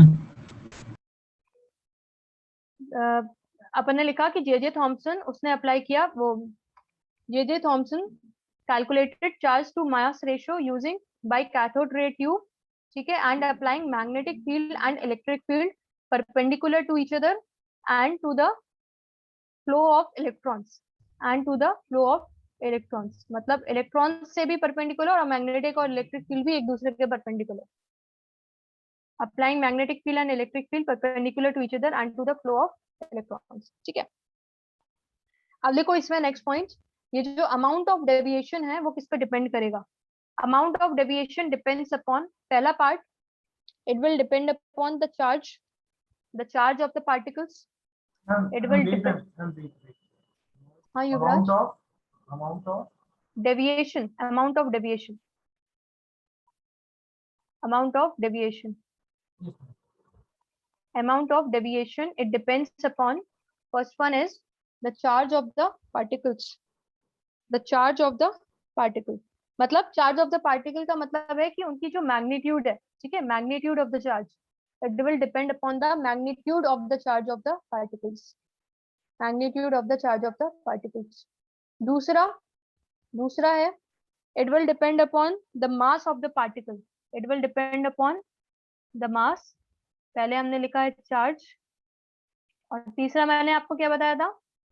Strength of the field. Third लिख दो, third will be the strength of electric field and magnetic field, strength of electric field and magnetic field, strength of electric field and magnetic field, ठीक है।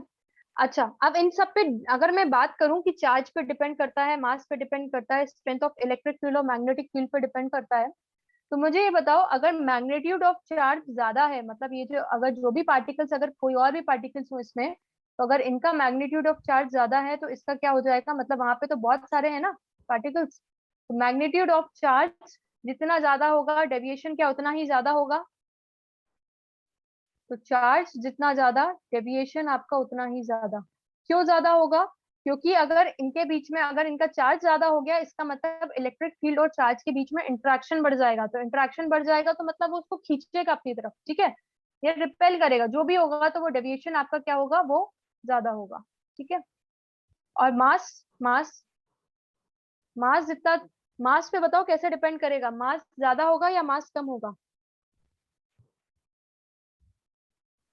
Actually जो मास होता है, मास पे भी आपका डेविएशन जो होगा ये भी आपका डायरेक्टली आएगा, ठीक है। ठीक है, रुको आगे बात करते हैं इसकी।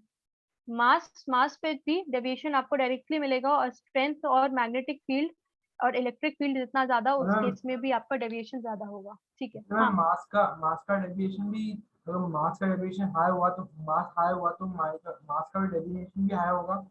हाँ हाँ हाँ,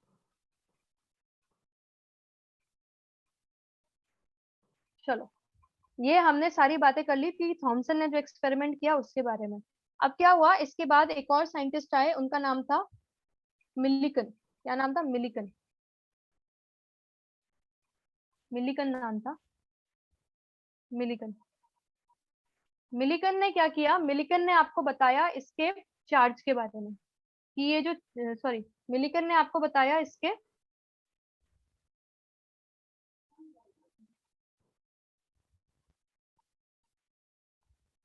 चार्ज के बारे में बताया।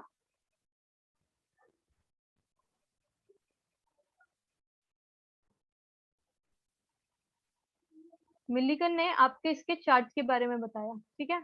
और जो थॉमसन था, थॉमसन ने किया था, थॉमसन ने आपके इसके चार्ज टू मास के बारे में पहले ही बता दिया था। क्या था? 1 पॉइंट, अच्छा हाँ, वहां पे एक पॉइंट ये लिख लेना, ये पॉइंट लिखना भूल गए हम शायद वहां पे, कि चार्ज टू मास रेशियो क्या होगा, ये थॉमसन वाले में ऐड कर लो। चार्ज टू मास रेशियो उसने बताया क्या था, चार्ज टू मास रेशियो आपका आया था इलेक्ट्रॉन का, ठीक है। Charge to mass ratio electron का आया था 1.75 into 10⁻11 coulomb per kg, coulomb per kg. तो चार्ज टू मास रेशियो आया। अब मिलिकन ने क्या किया, मिलिकन ने अपना एक्सपेरिमेंट किया। ये एक्सपेरिमेंट था आपका किसका? इस एक्सपेरिमेंट का नाम दिया गया था oil drop experiment, oil drop experiment, ठीक है। ऑयल ड्रॉप एक्सपेरिमेंट इसने किया। क्या था एक्सपेरिमेंट, थोड़ा सा उसके बारे में अभी बात करेंगे। तो मिलिकन को ऑयल ड्रॉप एक्सपेरिमेंट करने से क्या हुआ, उसको यहाँ पे चार्ज ऑफ इलेक्ट्रॉन पता चल गया, ठीक है। चार्ज ऑफ इलेक्ट्रॉन जब उसको पता चल गया, और जब हमें ऑलरेडी थॉमसन ने हमें चार्ज टू मास का रेशियो बता रखा था, तो हमें फाइनली क्या पता चल गया, मास ऑफ इलेक्ट्रॉन भी पता चल गया। तो मतलब मिलिकन की हेल्प से हमें चार्ज पता चला, और because charge to mass already पता था, तो हमें क्या पता चला, मास ऑफ इलेक्ट्रॉन भी पता चल गया, ठीक है। अब ये ऑयल ड्रॉप एक्सपेरिमेंट क्या था उसको देखो। ऑयल ड्रॉप एक्सपेरिमेंट में क्या किया इन्होंने, ये इस तरह से एक चैम्बर है, ठीक है। इस चैम्बर में आपके प्लेट्स हैं, ये एक प्लेट है, this one is a plate, और नीचे भी एक प्लेट लगाई है, ठीक है। ये जो प्लेट्स हैं इन पे कुछ एक चार्ज दिया गया है, ठीक है। चार्ज क्यों दिया है, यहाँ पर एक ये इलेक्ट्रिक फील्ड जनरेट कर रहे हैं, ठीक है, इलेक्ट्रिक फील्ड रख रहे हैं। अब यहाँ पे बात करें तो यहाँ पे आपके पास क्या है, एक ऑयल है, ऑयल भरा, और एक एटमाइजर क्या चीज होती है, जो आपका जो ऑयल है, ऑयल के ड्रॉपलेट्स को बहुत छोटे छोटे फाइन ड्रॉपलेट्स में वो कन्वर्ट कर दे, वो चीज होती है हमारी एटमाइजर। जैसे हम स्प्रे की बात करें ना, स्प्रे की बॉटल्स होती है, तो स्प्रे की बॉटल से लिक्विड आता है तो बहुत फाइन मिस्ट के फॉर्म में आता है, छोटी छोटी ड्रॉपलेट्स होती हैं, यस और no? Yes ma'am. Yes ma'am. तो उसी तरह से ये जो एटमाइजर था, इसने क्या किया, एटमाइजर की हेल्प से ये जो ऑयल था उसको छोटे छोटे पार्टिकल्स में यहाँ पर ब्रेक किया। तो ये जो ऑयल ड्रॉपलेट्स यहाँ पर मिली हमें, ठीक है। अब ये यहाँ पर क्या था, यहाँ पर एक होल रखा, इस प्लेट के बीच में एक होल रखा, ताकि ये जो ऑयल ड्रॉपलेट है ये धीरे धीरे ये वाले पार्ट में आ पाए, ठीक है। अब इनके बीच में क्या था, इनके बीच में इन्होंने एक वोल्टेज मेंटेन किया, मतलब एक वोल्टेज मेंटेन किया,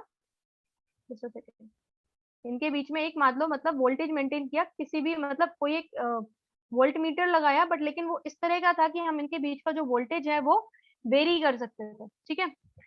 अब क्या हुआ कि जब ये ऑयल की ड्रॉप यहाँ पर आई, और यहाँ पर एक और काम किया कि यहाँ पर हमने एक्सरे के सोर्स को प्रोवाइड किया, और यहाँ पर क्या प्रेजेंट है, एक गैस प्रेजेंट है, मतलब हमें गैस को क्या करना है, गैस को हमें करना है यहाँ पर आयोनाइज। गैस को आयोनाइज करने का मतलब क्या होता है, गैस को आयोनाइज करने का मतलब होता है गैस को हम लोग आयंस के फॉर्म में कन्वर्ट कर रहे हैं। जैसे कि मान लो हमारे पास ये गैस के पार्टिकल्स हैं, ठीक है, ये गैस के पार्टिकल्स हैं, ये गैस के पार्टिकल्स हैं। अगर मान लो यहाँ से आपका कोई एक इलेक्ट्रॉन निकल जाए, तो ये जो गैस का पार्टिकल है ये कैसा बन जाएगा, ये पॉजिटिवली चार्ज पार्टिकल बन जाएगा, ठीक है। तो यही होता है हमारा गैस का आयोनाइजेशन, ठीक है। तो हमने क्या किया, यहाँ पर एक्सरे का एक सोर्स था, मतलब एक एक्सरेज यहाँ से पास कराई, तो एक्सरेज की हेल्प से क्या हुआ, ये जो गैस थी ये गैस हमारी आयोनाइज हो गई, ठीक है। तो गैस हमारी आयोनाइज हो गई, यहाँ पर गैस प्रेजेंट है विच इज आयोनाइज्ड, ठीक है। अब जो ऑयल पार्टिकल्स यहाँ पर आ रहे हैं, ये जो ऑयल पार्टिकल्स यहाँ पर आए, वो इस आयोनाइज्ड गैस की वजह से क्या होता है, इनके ऊपर भी एक चार्ज आ जाता है, ठीक है। देखो बेटा एक चीज है, इस एक्सपेरिमेंट का बहुत अच्छे से तो आप लोग आगे जाके भी पढ़ोगे कि भाई मैम ऐसा क्यों, मतलब आप 12th में जब पढ़ोगे वहां पे आप इलेक्ट्रोस्टैटिक फोर्सेस पढ़ोगे, इलेक्ट्रोस्टैटिक फोर्सेस के बारे में, ठीक है। बट लेकिन मैं जितना यहाँ पे समझा सकती हूँ आपको वो भी समझा रही हूँ। तो यहाँ पर क्या हुआ, आपके पास यहाँ पर जो आपके पास ये जो ऑयल पार्टिकल्स आए, इनके ऊपर क्या किया, इन शॉर्ट हमने इनके ऊपर एक चार्ज डेवलप किया, इनके ऊपर क्या हुआ, एक चार्ज डेवलप हुआ, ठीक है, इनके ऊपर चार्ज आया। अब ये जो ऑयल पार्टिकल है, मान लो ये एक ऑयल ड्रॉपलेट है, ये यहाँ पर आई। अब अगर ये ऑयल ड्रॉपलेट नीचे की तरफ आ रही है, तो आपने मैकेनिक्स में पढ़ा है, कोई चीज नीचे गिर रही है तो उस पर कौन सा फोर्स लगता है, ग्रेविटेशन फोर्स लगता है, यस और नो? तो ये पार्टिकल ऑयल का है तो यहाँ पर नीचे ग्रेविटेशनल फोर्स लग रहा है, और बिकॉज ये एक इलेक्ट्रिक फील्ड में है ऐसा समझो, तो अगर कोई चार्ज पार्टिकल है, ठीक है, ये कैसा है, एक चार्ज ड्रॉप है, ये ड्रॉप कैसी है, चार्ज है। तो अगर ये ड्रॉप चार्ज है तो इस पे क्या होता है, इलेक्ट्रिक फील्ड में रखा है तो इस पे भी एक फोर्स लगता है, उस फोर्स को हम लोग क्या बोलते हैं, इलेक्ट्रोस्टैटिक फोर्स बोलते हैं। क्या बोलते हैं, इलेक्ट्रोस्टैटिक फोर्स। तो इस फोर्स की वजह से क्या होगा, इस पे एक ऑपोजिट डायरेक्शन में एक फोर्स लगा, QE लगा, ठीक है। और ये जो फोर्स होता है ये किस पे डिपेंड करता है, ये डिपेंड करता है कि आपकी यहाँ पर इलेक्ट्रिक फील्ड कितनी मेंटेन की गई है, और ये जो पार्टिकल आ रहा है उसका चार्ज कितना है। तो चार्ज पे डिपेंड करता है ये फोर्स, और दूसरा ये जो फील्ड है उस पर डिपेंड करता है कि उसकी स्ट्रेंथ कितनी है। तो ये जो फोर्स आता है ये आपका आ जाता है QE, ठीक है, ये फोर्स हो गया QE। तो इस पार्टिकल पे, इस ऑयल ड्रॉपलेट पे एक फोर्स लगा QE, और यहाँ पे ग्रेविटेशनल फोर्स लगा, इसकी वैल्यू क्या हो जाएगी, mg। अब m क्या है, m होगा mass of oil, g gravitation due to gravity, ठीक है। अब इलेक्ट्रिक फील्ड आपने अप्लाई किया है तो इसकी वैल्यू भी आपको पता है, तो अब आपको क्या नहीं पता था, चार्ज नहीं पता था, ठीक है। तो ये आपको चार्ज की वैल्यू यहाँ से मिल जाएगी। तो जब आपको चार्ज की वैल्यू यहाँ से मिली तो आपको इस तरह से कुछ एक्सपेरिमेंट करके यहाँ से पता चल गया कि ये जो चार्ज होता है इसकी वैल्यू क्या होती है, ठीक है। तो यहाँ पे मिलिकन ने जो किया, इस चार्ज की वैल्यू हमको बताई, ठीक है। और जब हमारे पास ये चार्ज की वैल्यू आ गई तो हमने क्या किया, मास कैलकुलेट कर लिया। तो इस चार्ज की बात करेंगे तो it will be 1.6 into 10 to the power, it will be,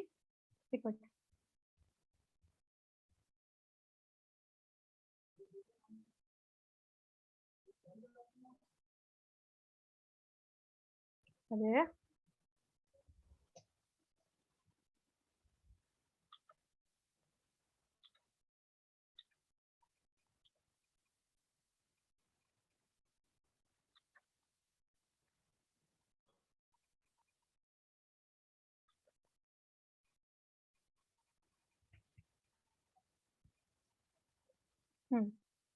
तो जब आपने ये चार्ज कैलकुलेट किया तो इसकी वैल्यू आपको मिली 1.6 into 10 to the power -19 coulomb.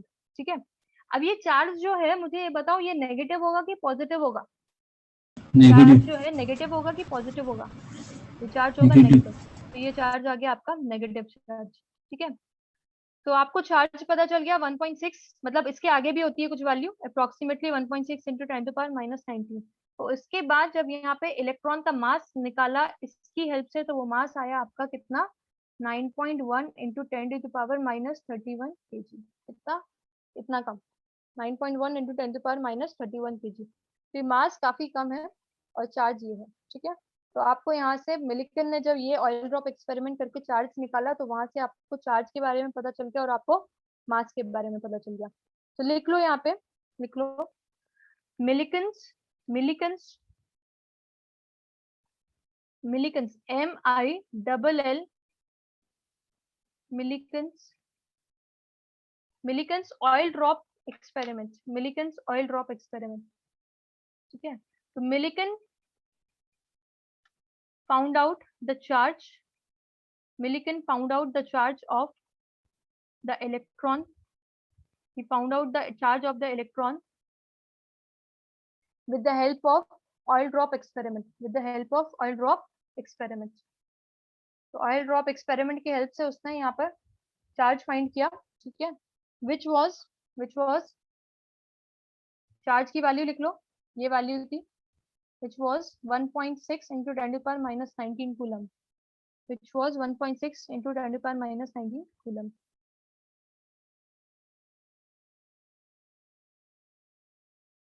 तो इसके बाद इसमें लिख लेना, तो जब मास यहाँ पे कैलकुलेट किया गया तो मास क्या आएगा,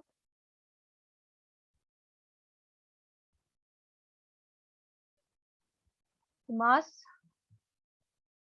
then mass was calculated with the help of charge to mass ratio। Next point में लिख लो, then mass was calculated with the help of charge to mass ratio, और मास की वैल्यू आई आपकी 9.1 into 10 to power -31 kg, मास की value आई है। ठीक है, okay. अब इसके बाद हम नेक्स्ट पढ़ने वाले हैं discovery of protons, discovery of protons. अब देखो, जब प्रोटॉन्स की डिस्कवरी हुई तो क्या हुआ, पढ़ना बड़ा इंटरेस्टिंग सी कहानी है। जैसे हमने अभी इलेक्ट्रॉन्स का पढ़ा था, ठीक है, इलेक्ट्रॉन्स की जैसी हुई कैथोड रे ट्यूब में, प्रोटॉन्स की डिस्कवरी भी हुई हमारी कैथोड रे ट्यूब में, क्योंकि भाई उस टाइम पे कैथोड रे ट्यूब जो था ना बड़ा ट्रेंड में था, सब इसको ट्राई कर रहे थे, इन्हीं में एक्सपेरिमेंट। अब कैथोड रे ट्यूब में क्या किया, कुछ मॉडिफिकेशन किया गया। ठीक है, क्या मॉडिफिकेशन किया, अच्छा इसका जो क्रेडिट जाता है वो जाता है आपको गोल्डस्टीन को, गोल्डस्टाइन को। तो गोल्डस्टाइन ने क्या किया, इसने इस तरह का ये ट्यूब लिया, तो यहाँ पे वही सेटअप है, बट इसमें कुछ चेंजेस किए गए। पिछली बार हमने जो होल्स किए थे वो किसमें किए थे, कैथोड में किए थे कि एनोड में? देखो ये है एनोड में। अब इस बार क्या किया, इसने जो होल्स किए वो किसमें किए गए, कैथोड में किए। कैथोड में छोटे छोटे होल्स कर दिए गए, मतलब परफोरेशन किए गए, और जो स्क्रीन रखी गई वो स्क्रीन यहाँ पर इसके पीछे रखी गई। ठीक है, स्क्रीन नहीं भी रखते तो भी ठीक था, बट लेकिन यहाँ पे भी स्क्रीन रखी गई, वो इसके पीछे रखी गई। दूसरा, यहाँ पे जो प्रेशर था वो लो तो मेंटेन किया गया, पर वो इतना लो नहीं था जो हमारा पिछले केस में था। ठीक है, मतलब पिछले केस में क्या था, 10 टू पावर -3 के ऑर्डर का था। इस केस में जो किया गया वो था 10 टू पावर -1 mm के ऑर्डर का था, 10 टू पावर -1 mm Hg के ऑर्डर का प्रेशर यहाँ रखा गया। मतलब यहाँ पे आपने जो गैस थी, यहाँ पे चैम्बर में जो गैस है उसको आपने चैम्बर से हटाया, पर वो उतना अमाउंट में नहीं हटाया, उसका प्रेशर इतना लो नहीं किया जितना आपने इलेक्ट्रॉन्स के टाइम पर किया गया था। ठीक है, चलो और हाई वोल्टेज जनरेटर यहाँ पर भी रखा गया। ठीक है, अब यहाँ पे क्या हुआ, ठीक है, अब यहाँ पे इलेक्ट्रिक करंट जो हुआ वो फ्लो हुआ, इलेक्ट्रिक करंट फ्लो हो रहा है। अब इसमें देखा गया जैसे पिछली बार पार्टिकल्स कैसे थे, इनविजिबल, इस टाइम जो पार्टिकल्स थे इनविजिबल थे तो हमें दिख नहीं रहे थे। इस बार जो पार्टिकल्स मिले वो कैसे थे, कलर्ड थे, कैसे थे, कलर्ड पार्टिकल्स थे, तो ये दिख रहे थे हमें। तो ये कलर्ड पार्टिकल्स थे, ये ट्रैवल कर रहे थे कहाँ से, they were travelling from anode to cathode, anode से कैथोड की तरफ ट्रैवल कर रहे थे ये पार्टिकल्स। ठीक है, और ये जो हमें पार्टिकल्स दिख रहे थे यहाँ पे जो रेज दिखी वो हमें कैसे दिखी, कलर्ड दिखी। ठीक है, अब क्या हुआ, इनको थोड़ा सा कंफर्म करने के लिए हमने क्या किया, यहाँ पे पीछे यहाँ पर एक स्क्रीन लगाई। ठीक है, और जब स्क्रीन लगाई तो देखा यहाँ पर उसको ग्लो कर रही है स्क्रीन भी। ठीक है, तो कंफर्म हो गया कि भाई ये जो पार्टिकल्स हैं और ये फ्लो मतलब मूव कर रहे हैं। अब डेफिनेटली अगर ये पार्टिकल्स पॉजिटिव एंड से नेगेटिव एंड की तरफ जा रहे हैं तो ये पार्टिकल्स का जो चार्ज होगा वो कैसा होगा, कैसा होगा, युवराज आप पॉजिटिव। बताओ, युवराज कैसा होगा, पॉजिटिव होगा कि नेगेटिव होगा, क्या पॉजिटिव। पॉजिटिव होगा। और रीजन इसलिए क्योंकि अब क्या हो रहे हैं, ये पार्टिकल्स हमारे पॉजिटिव एंड से किस एंड की तरफ जा रहे हैं, नेगेटिव एंड की नेगेटिव तरफ। तो opposite charges they attract each other. ठीक है, यस ओके फाइन।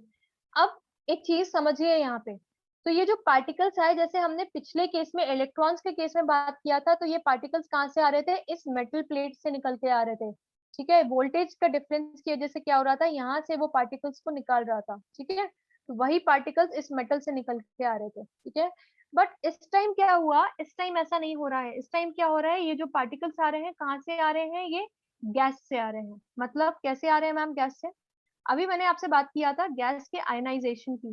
ठीक है, गैस के आयनाइजेशन का मतलब क्या होता है, गैस के आयनाइजेशन का मतलब क्या है, यहाँ पर गैस है, गैस के पार्टिकल्स हैं बहुत सारे। ठीक है, गैस के पार्टिकल्स हैं, अब क्या होगा, गैस के पार्टिकल्स हैं, अब यहाँ पे क्या हुआ, अगर इन गैस के पार्टिकल्स से ये जो मतलब पिछले केस में जैसे यहाँ पर हो रहा था, देखो इसको कैसे पता कि भाई यहाँ पे हमें एनोड से निकलना है कि हमें कैथोड से निकलना है। ठीक है, मतलब ये जो इलेक्ट्रॉन्स निकल रहे हैं, जैसे कैथोड रेज की बात करें तो पिछली केस में हमने पढ़ी थी कैथोड रेज आ रही है, तो इस केस में भी कैथोड रेज होंगी, बिल्कुल होंगी, क्योंकि यहाँ पे आपने हाई वोल्टेज लगाया हुआ है, प्रेशर कम किया है पर उतना कम नहीं है, तो यहाँ पे जो कैथोड रेज आएंगी वो काफी कम होंगी, काफी कम अमाउंट है, मतलब यहाँ से जो है वो इलेक्ट्रॉन्स निकल रहे होंगे। ठीक है, इलेक्ट्रॉन्स यहाँ से अभी भी निकल रहे हैं।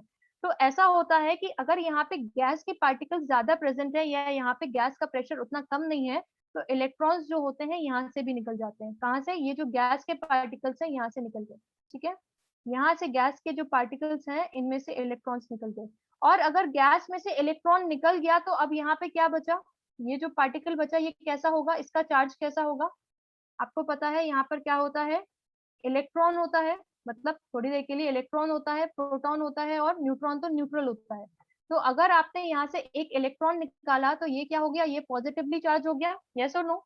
हम कब कहते हैं किसी चीज में अगर आपने नेगेटिव चार्ज दे दिया तो वो उस चीज का चार्ज नेगेटिव हो गया, मतलब आपने उसमें इलेक्ट्रॉन दिया तो वो नेगेटिवली चार्ज हो गया। अब आपने उसका खुद का एक इलेक्ट्रॉन निकाल लिया, वो ऑलरेडी न्यूट्रल था, वहां पे number of proton number of electron बराबर थे, अब एक इलेक्ट्रॉन निकाल लोगे तो वो कैसा हो जाएगा, पॉजिटिवली चार्ज हो जाएगा। ठीक है, तो अब ये जब पॉजिटिवली चार्ज हो गया तो ये जो पॉजिटिवली चार्ज पार्टिकल्स हैं ये क्या करेंगे, ये हमारे मूव करेंगे किसकी तरफ, कैथोड की तरफ। किसकी तरफ मूव करेंगे, कैथोड की तरफ। तो ये जो गैस के पार्टिकल्स हैं जो पॉजिटिवली चार्ज हैं ये हमारे मूव करे किसकी तरफ, अपने कैथोड की तरफ। ठीक है, क्यों, कैथोड हमारा नेगेटिवली चार्ज था और गैस हमारी आयोनाइज होकर पॉजिटिव हो गई थी। ठीक है, तो ये इस तरह से मूव कर रहे हैं। तो इसका मतलब यहाँ पे जो आपको कलर्ड रेज जो दिख रही है वो किसकी वजह से दिख रही है, ये पॉजिटिवली चार्ज पार्टिकल्स की वजह से दिख रही है। अब आपको ये पता चल गया कि मैम ये जो पॉजिटिवली चार्ज पार्टिकल्स आ रहे हैं गैस में से इलेक्ट्रॉन निकाल के बने। तो अब मेरा क्वेश्चन है कि यहाँ पे अगर मैं गैस को चेंज कर दूं, गैस को मैं चेंज कर दूं तो ये पार्टिकल्स का नेचर बदलेगा या सेम रहेगा, अगर मैं गैस को चेंज करती हूँ तो ये पार्टिकल्स का नेचर चेंज होगा और it will stay the same. सोचो थोड़ा सा, हेत क्या कहते हो आप, मैम आप क्वेश्चन एक बार वापस बोले ना, वो वॉइस कट गई। एक मिनट, मेरा क्वेश्चन है कि यहाँ से जब ये गैस के पार्टिकल्स जा रहे हैं, ठीक है, तो मतलब ये जो पार्टिकल्स थे गैस के वो क्या हुए, वो आयनाइज हो गए। वो आयनाइज हो गए, कैसे आयनाइज हुए, वहां से इलेक्ट्रॉन निकल गया और ये पॉजिटिवली चार्ज हो गए और वो एनोड की तरफ जाने लगे, ठीक है, वो सॉरी कैथोड की तरफ जाने लगे। अब जो वो कैथोड की तरफ जा रहे थे, ठीक है, पॉजिटिव थे तो नेगेटिव की तरफ अट्रैक्ट हुए। अब मेरा क्वेश्चन ये है कि अगर आपने यहाँ पे गैस को चेंज कर दिया तो ये जो पार्टिकल्स हैं, ये पार्टिकल्स का जो नेचर है वो चेंज हो जाएगा या सेम रहेगा जैसे पिछले केस में था, कैथोड रेज के केस में था? बिकॉज यहाँ पर ये जो पार्टिकल्स हैं ये हमारे किस पे डिपेंड कर रहे हैं, गैस पे डिपेंड कर रहे हैं, ठीक है। तो यहाँ पे ये जो पार्टिकल का नेचर है वो हमारा चेंज हो जाएगा। क्यों, कैसे? जैसे मान लो मैं लेती हूँ हीलियम, ठीक है, हीलियम के पास कितने इलेक्ट्रॉन्स होते हैं, हीलियम के ऑर्बिट में कितने इलेक्ट्रॉन्स होते हैं, 2 इलेक्ट्रॉन। अब मैं अगर यहाँ से एक इलेक्ट्रॉन निकाल दूं तो यहाँ पर कितने बचे, एक इलेक्ट्रॉन बचे, ठीक है। अब वहीं पर अगर मैं बात करूं और यहाँ पे प्रोटॉन कितने होंगे, प्रोटॉन कितने होंगे, 2 प्रोटॉन होंगे, ठीक है। अब मान लो मैंने यहाँ पर दूसरी गैस ली होती, ठीक है, कोई और गैस ली, मान लो यहाँ पे मैंने हाइड्रोजन ले ली, तो हाइड्रोजन के केस में कितने इलेक्ट्रॉन होते हैं, एक इलेक्ट्रॉन, और एक ही होता है प्रोटॉन। तो अब आपने अगर एक इलेक्ट्रॉन हटा दिया तो यहाँ पर क्या बचा, केवल केवल प्रोटॉन बचा। तो मतलब यहाँ पर नेचर चेंज हो रहा है पार्टिकल का। देखो यहाँ पे 2 पार्टिकल्स है पॉजिटिव, यहाँ पर एक ही पार्टिकल है पॉजिटिव, यस और नो? तो मतलब ये जो पार्टिकल का जो एक कैरेक्टरिस्टिक है वो किस पर डिपेंड करेगा, वो हमारा गैस पे डिपेंड करेगा, ठीक है, यस और नो? ये बात समझ में आई कि नहीं आई? Yes, वरना मैं ma'am. फिर से हाँ बताऊं? मैम। ठीक है, चलो। तो यहाँ पर मतलब जैसे कि पिछले केस में था, वो गैस पे नहीं डिपेंड कर रहे थे इलेक्ट्रॉन्स का नेचर या वो पार्टिकल्स का नेचर, क्योंकि वो जो पार्टिकल्स थे वो क्या थे, वो हमारे मेटल से निकल रहे थे और मेटल भी चेंज करने पे भी नहीं हो रहे थे क्योंकि वो क्या थे, फंडामेंटल थे। इसका मतलब मैम ये जो पार्टिकल्स हैं वो हमारे फंडामेंटल नहीं होंगे, ठीक है, वो फंडामेंटल यूनिट नहीं होंगे। तो क्यों प्रोटॉन प्रोटॉन की बात की जाती है? देखो प्रोटॉन की बात तब करते हैं जब वहां पर क्या हो, केवल एक प्रोटॉन हो। और एक प्रोटॉन किसके केस में मिलेगा आपको, हाइड्रोजन के केस में मिलेगा। मतलब अगर आपके पास यहाँ पर कौन सी गैस है, हाइड्रोजन गैस प्रेजेंट है अगर, तो हाइड्रोजन गैस में आपको पता है वहां पर क्या होता है, एक इलेक्ट्रॉन होता है और एक प्रोटॉन होता है, ठीक है। तो अगर आपने इसका जो एक इलेक्ट्रॉन इसके आउटर ऑर्बिट में जो था आपने इसको हटा दिया तो यहाँ पर क्या बचा, केवल प्रोटॉन बचा। तो उस केस में जो इसकी कैरेक्टरिस्टिक होगी वो किसके लिए निकल कर आएगी, वो आपकी, उसके लिए आप कहोगे कि वो प्रोटॉन है, ठीक है। बट लेकिन यहाँ पे जैसे आप हाइड्रोजन के अलावा जो भी गैस लोगे वहां पे प्रोटॉन का नंबर क्या होगा, एक से ज्यादा मिलेगा, और अगर एक से ज्यादा मिलेगा तो मतलब वहां पे वो मल्टीपल टाइम्स वो पार्टिकल का बताएगा चीज है, ठीक है। तो वहां पे एक पार्टिकल की या एक प्रोटॉन की बात नहीं होगी, वहां पर ये प्रोटॉन्स क्या होंगे, ज्यादा हो जाएंगे, ठीक है। चलिए ये पॉइंट्स जो है एक बार लिख लीजिए।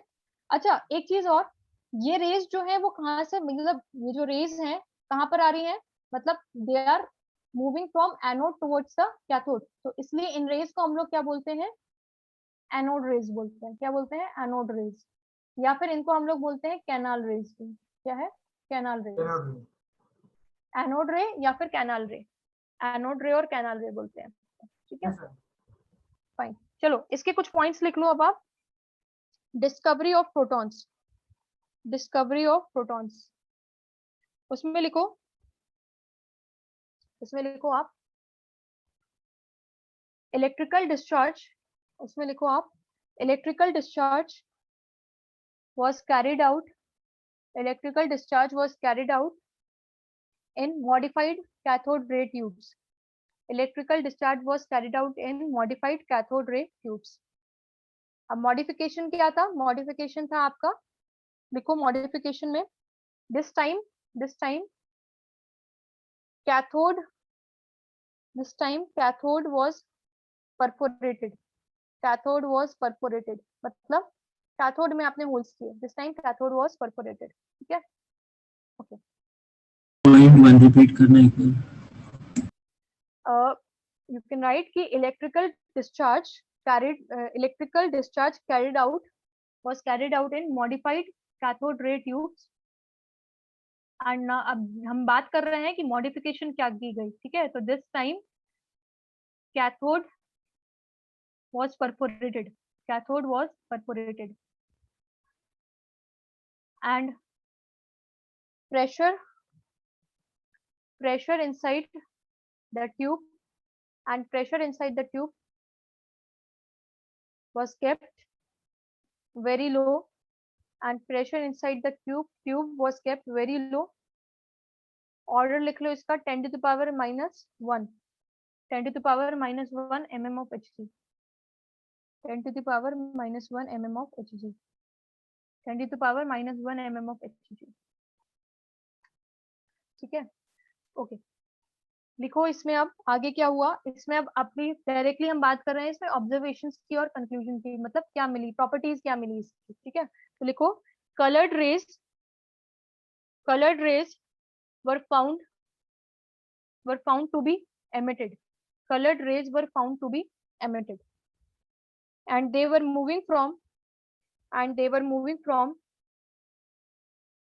colored rays were found to be emitted and they were moving from anode towards the cathode, anode towards the cathode, anode towards the cathode, मतलब पॉजिटिव से नेगेटिव की तरफ जा रही थी। ठीक है, these were called anode rays, these were called anode rays or canal rays, these were called anode rays or canal rays। ठीक है, which implies that the charged particles are, which implies that particles are positively charged, which implies that particles are positively charged, particles are positively charged, particles are positively charged। next point लिखिए, anode rays were originated from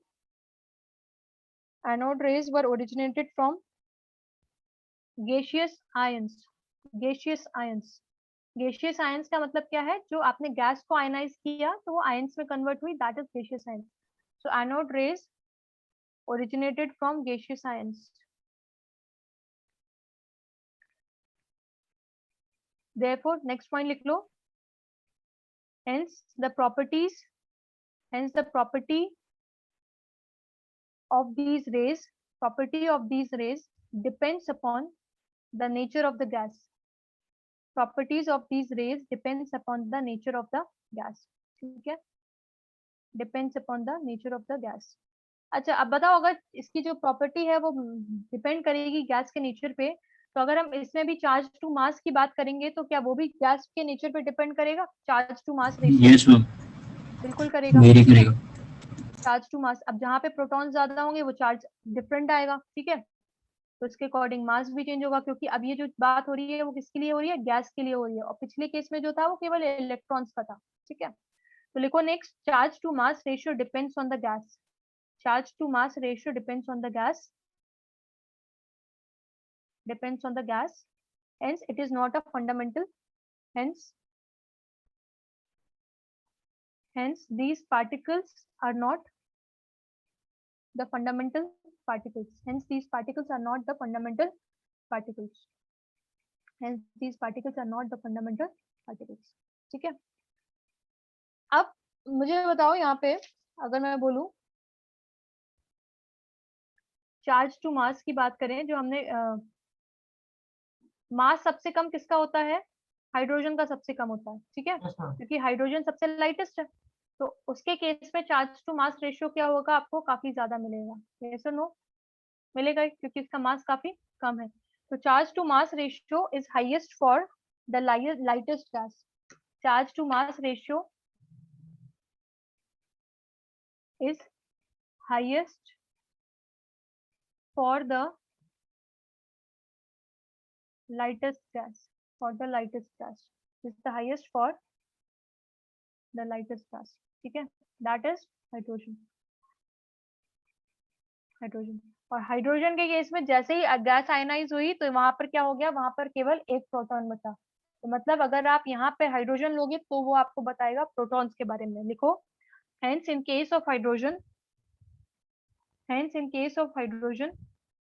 anode rays are made up of protons, hence in case of hydrogen anode rays are made up of protons।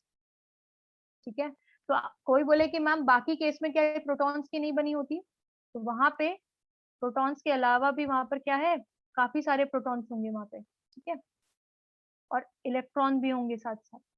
चलो ठीक है, तो hence it is made up of, in case of hydrogen इसी anode base को हम लोग क्या बोलते हैं, प्रोटॉन्स बोलते हैं। ठीक है, अच्छा अब प्रोटॉन का यहाँ पर मास लिख लो कि बाद में यहाँ पे प्रोटॉन का जो चार्ज और मास जो आया, तो इसका जो चार्ज होता है वो आपके इलेक्ट्रॉन के जितना ही होता है। इलेक्ट्रॉन का चार्ज कितना लिखा था, 1.6 इंटू 10⁻⁻19 कूलम, इतना ही था। तो आपका प्रोटॉन का चार्ज भी इतना ही होता है, बट दिस इज पॉजिटिव। ठीक है, और अगर आप इसकी मास की बात करोगे तो इसका मास आपके इलेक्ट्रॉन के मास से काफी ज्यादा होता है, काफी ज्यादा। तो it is around 1.672 into 10⁻⁻27 kg, 1.672 into 10⁻⁻27 kg मास उसका इतना होता है। फिर बाद में आपके आए न्यूट्रॉन्स। ठीक है, बाद में आपके आए थे, इसके बाद आए थे न्यूट्रॉन्स। तो जो न्यूट्रॉन्स आए वो आपको चैडविक नाम के एक हमारे साइंटिस्ट थे, उन्होंने बताया। और जो न्यूट्रॉन का जो मास होता है, न्यूट्रॉन का लिख लो, यहाँ पे थोड़ा सा लिख लो। न्यूट्रॉन जो है दे आर इलेक्ट्रिकली न्यूट्रल, मतलब उसमें कोई चार्ज नहीं है, इलेक्ट्रिकली न्यूट्रल। ठीक है, दूसरा इसका मास लिख लो, तो इसका जो मास होता है प्रोटॉन से थोड़े हैवी होते हैं, 1.675 into 10⁻⁻27 kg, 1.675 into 10⁻⁻27 kg।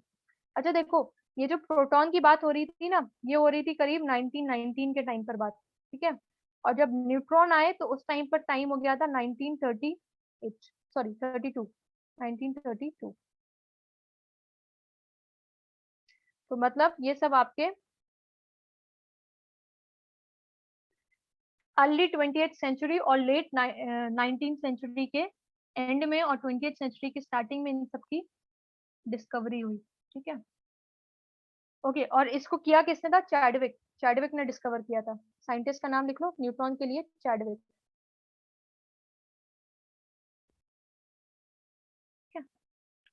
Chadwick ने किया इन 1932, 1932। अच्छा क्या बात करने वाली थी मैं, एक मिनट।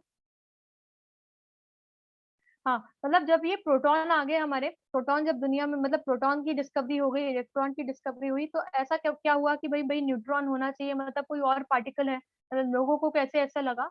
तो हुआ क्या कि प्रोटॉन जब हो गए ना, तो इसके बाद आपके जे थॉमसन ने तो अपना मॉडल भी दे दिया। उसने एक मॉडल दे दिया, उसने बोला था कि आपके जो ये जितने भी मतलब पॉजिटिवली चार्ज ये जो प्रोटॉन्स है वो क्या होते हैं, जैसे कि आपका वाटरमेलन होता है, वाटरमेलन में जो रेड पार्ट है आपका तरबूज का, वो पार्ट है आपका पॉजिटिवली चार्ज पार्ट। ठीक है, और उसके बीच में जो उसके सीड्स होते हैं वो है उसके इलेक्ट्रॉन्स। तो उसने बोला कि एटम आपका इलेक्ट्रिकली न्यूट्रल है, और वहां पर क्या है, ये आपके प्रोटॉन्स होते हैं जो कि इसके यूनिफॉर्मली, मतलब अगर हम बोले कि एटम किसका बना है, तो वो आपके प्रोटॉन का बना हुआ है, और वहां पे बीच बीच में कहीं कहीं इलेक्ट्रॉन्स है, और इस तरह से प्रेजेंट है कि आपका जो मास ऑफ मतलब चार्ज ऑफ इलेक्ट्रॉन है वो क्या हो जाए, इलेक्ट्रिकली आपका वो न्यूट्रल हो जाए, कोई उस पर चार्ज नहीं रहे। ठीक है, बाद में समझ में आया कि नहीं यार, मतलब कुछ कैलकुलेशन में कुछ चेंज आ रहा था, तो समझ में आया कि कोई ना कोई एक पार्टिकल और एग्जिस्ट करता ही है, तब जाके ये चीजें बैलेंस हुई, और फिर बाद में चैडविक ने हमारे न्यूट्रॉन्स की डिस्कवरी की। ठीक है, तो चैडविक ने क्या किया था, चैडविक ने आपके बेरिलियम मेटल है, बेरिलियम की उसने एक शीट ली थी, और उसमें उसने अल्फा रेज भेजी थी। ठीक है, अल्फा रेज क्या होती है, मेनली वो हीलियम वाली रेज होती है आपके अल्फा रेज। जैसे हम लोग बात करते हैं ना कि कोई भी आपके पास सब्सटेंस है, कुछ चीजें अपनी रेडिएशंस एमिट करती हैं, तो जो रेडिएशंस एमिट करती हैं जो चीजें, वो होती हैं आपकी, उसपे अल्फा रेज होती हैं, बीटा रेज होती हैं, और वहां पे गामा रेज भी होती हैं। तो जो अल्फा रेज है ये क्या होती है, ये आपकी हीलियम वाली रेज होती है। ठीक है, हीलियम के जैसे ही होता है इनका बिहेवियर, तो ये जो रेज है ये होती है आपकी अल्फा रेज। तो उसने अल्फा रेज को बेरिलियम की शीट पर भेजा, शीट पर स्ट्राइक किया, बम्बार्ड किया, तो वहां पर उसको डिस्कवरी हुई, वहां पर किसकी, न्यूट्रॉन्स की। ठीक है, अच्छा और एक बात मैं आपको बता दूं, जो अपन ने एक्सरेज की बात की है, जो एक्सरेज होती हैं वो आपकी न्यूट्रल होती हैं। ठीक है, उनपे कोई चार्ज नहीं होता। ठीक है, चलो ठीक है, this is all about today. Combustion के लिए यार टाइम नहीं बचा, मैंने देखा जब 10-15 मिनट बचे थे, तो मैंने कहा पहले प्रोटॉन्स की बात खत्म कर देते हैं। ठीक है, चलो नेक्स्ट क्लास में नहीं होगा तो हम स्टार्टिंग में ही उसकी बात कर लेंगे। Is that okay? यस। अच्छा, ये चैप्टर की जो एक्सपेरिमेंट्स पढ़े, कई बार ये थोड़े बोरिंग लगते हैं, मैंने कोशिश किया कि यार आपको उतना बोरिंग नहीं लगना चाहिए जो एक्सपेरिमेंट्स किए साइंटिस्ट ने। ठीक है, तो उसको कोशिश करना कि रटना नहीं पड़े, जो आपको लॉजिक्स बताए गए हैं, जो चीजें समझाई गई हैं, उसको समझ के याद रखना। ठीक है, समझ में आया लेक्चर?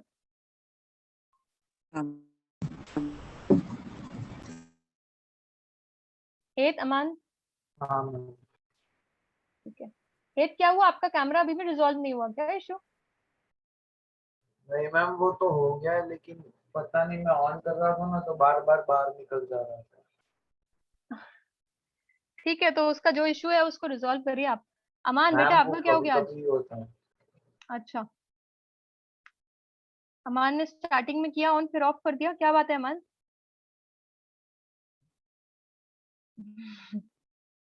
चलो ठीक है, ठीक है, चलो।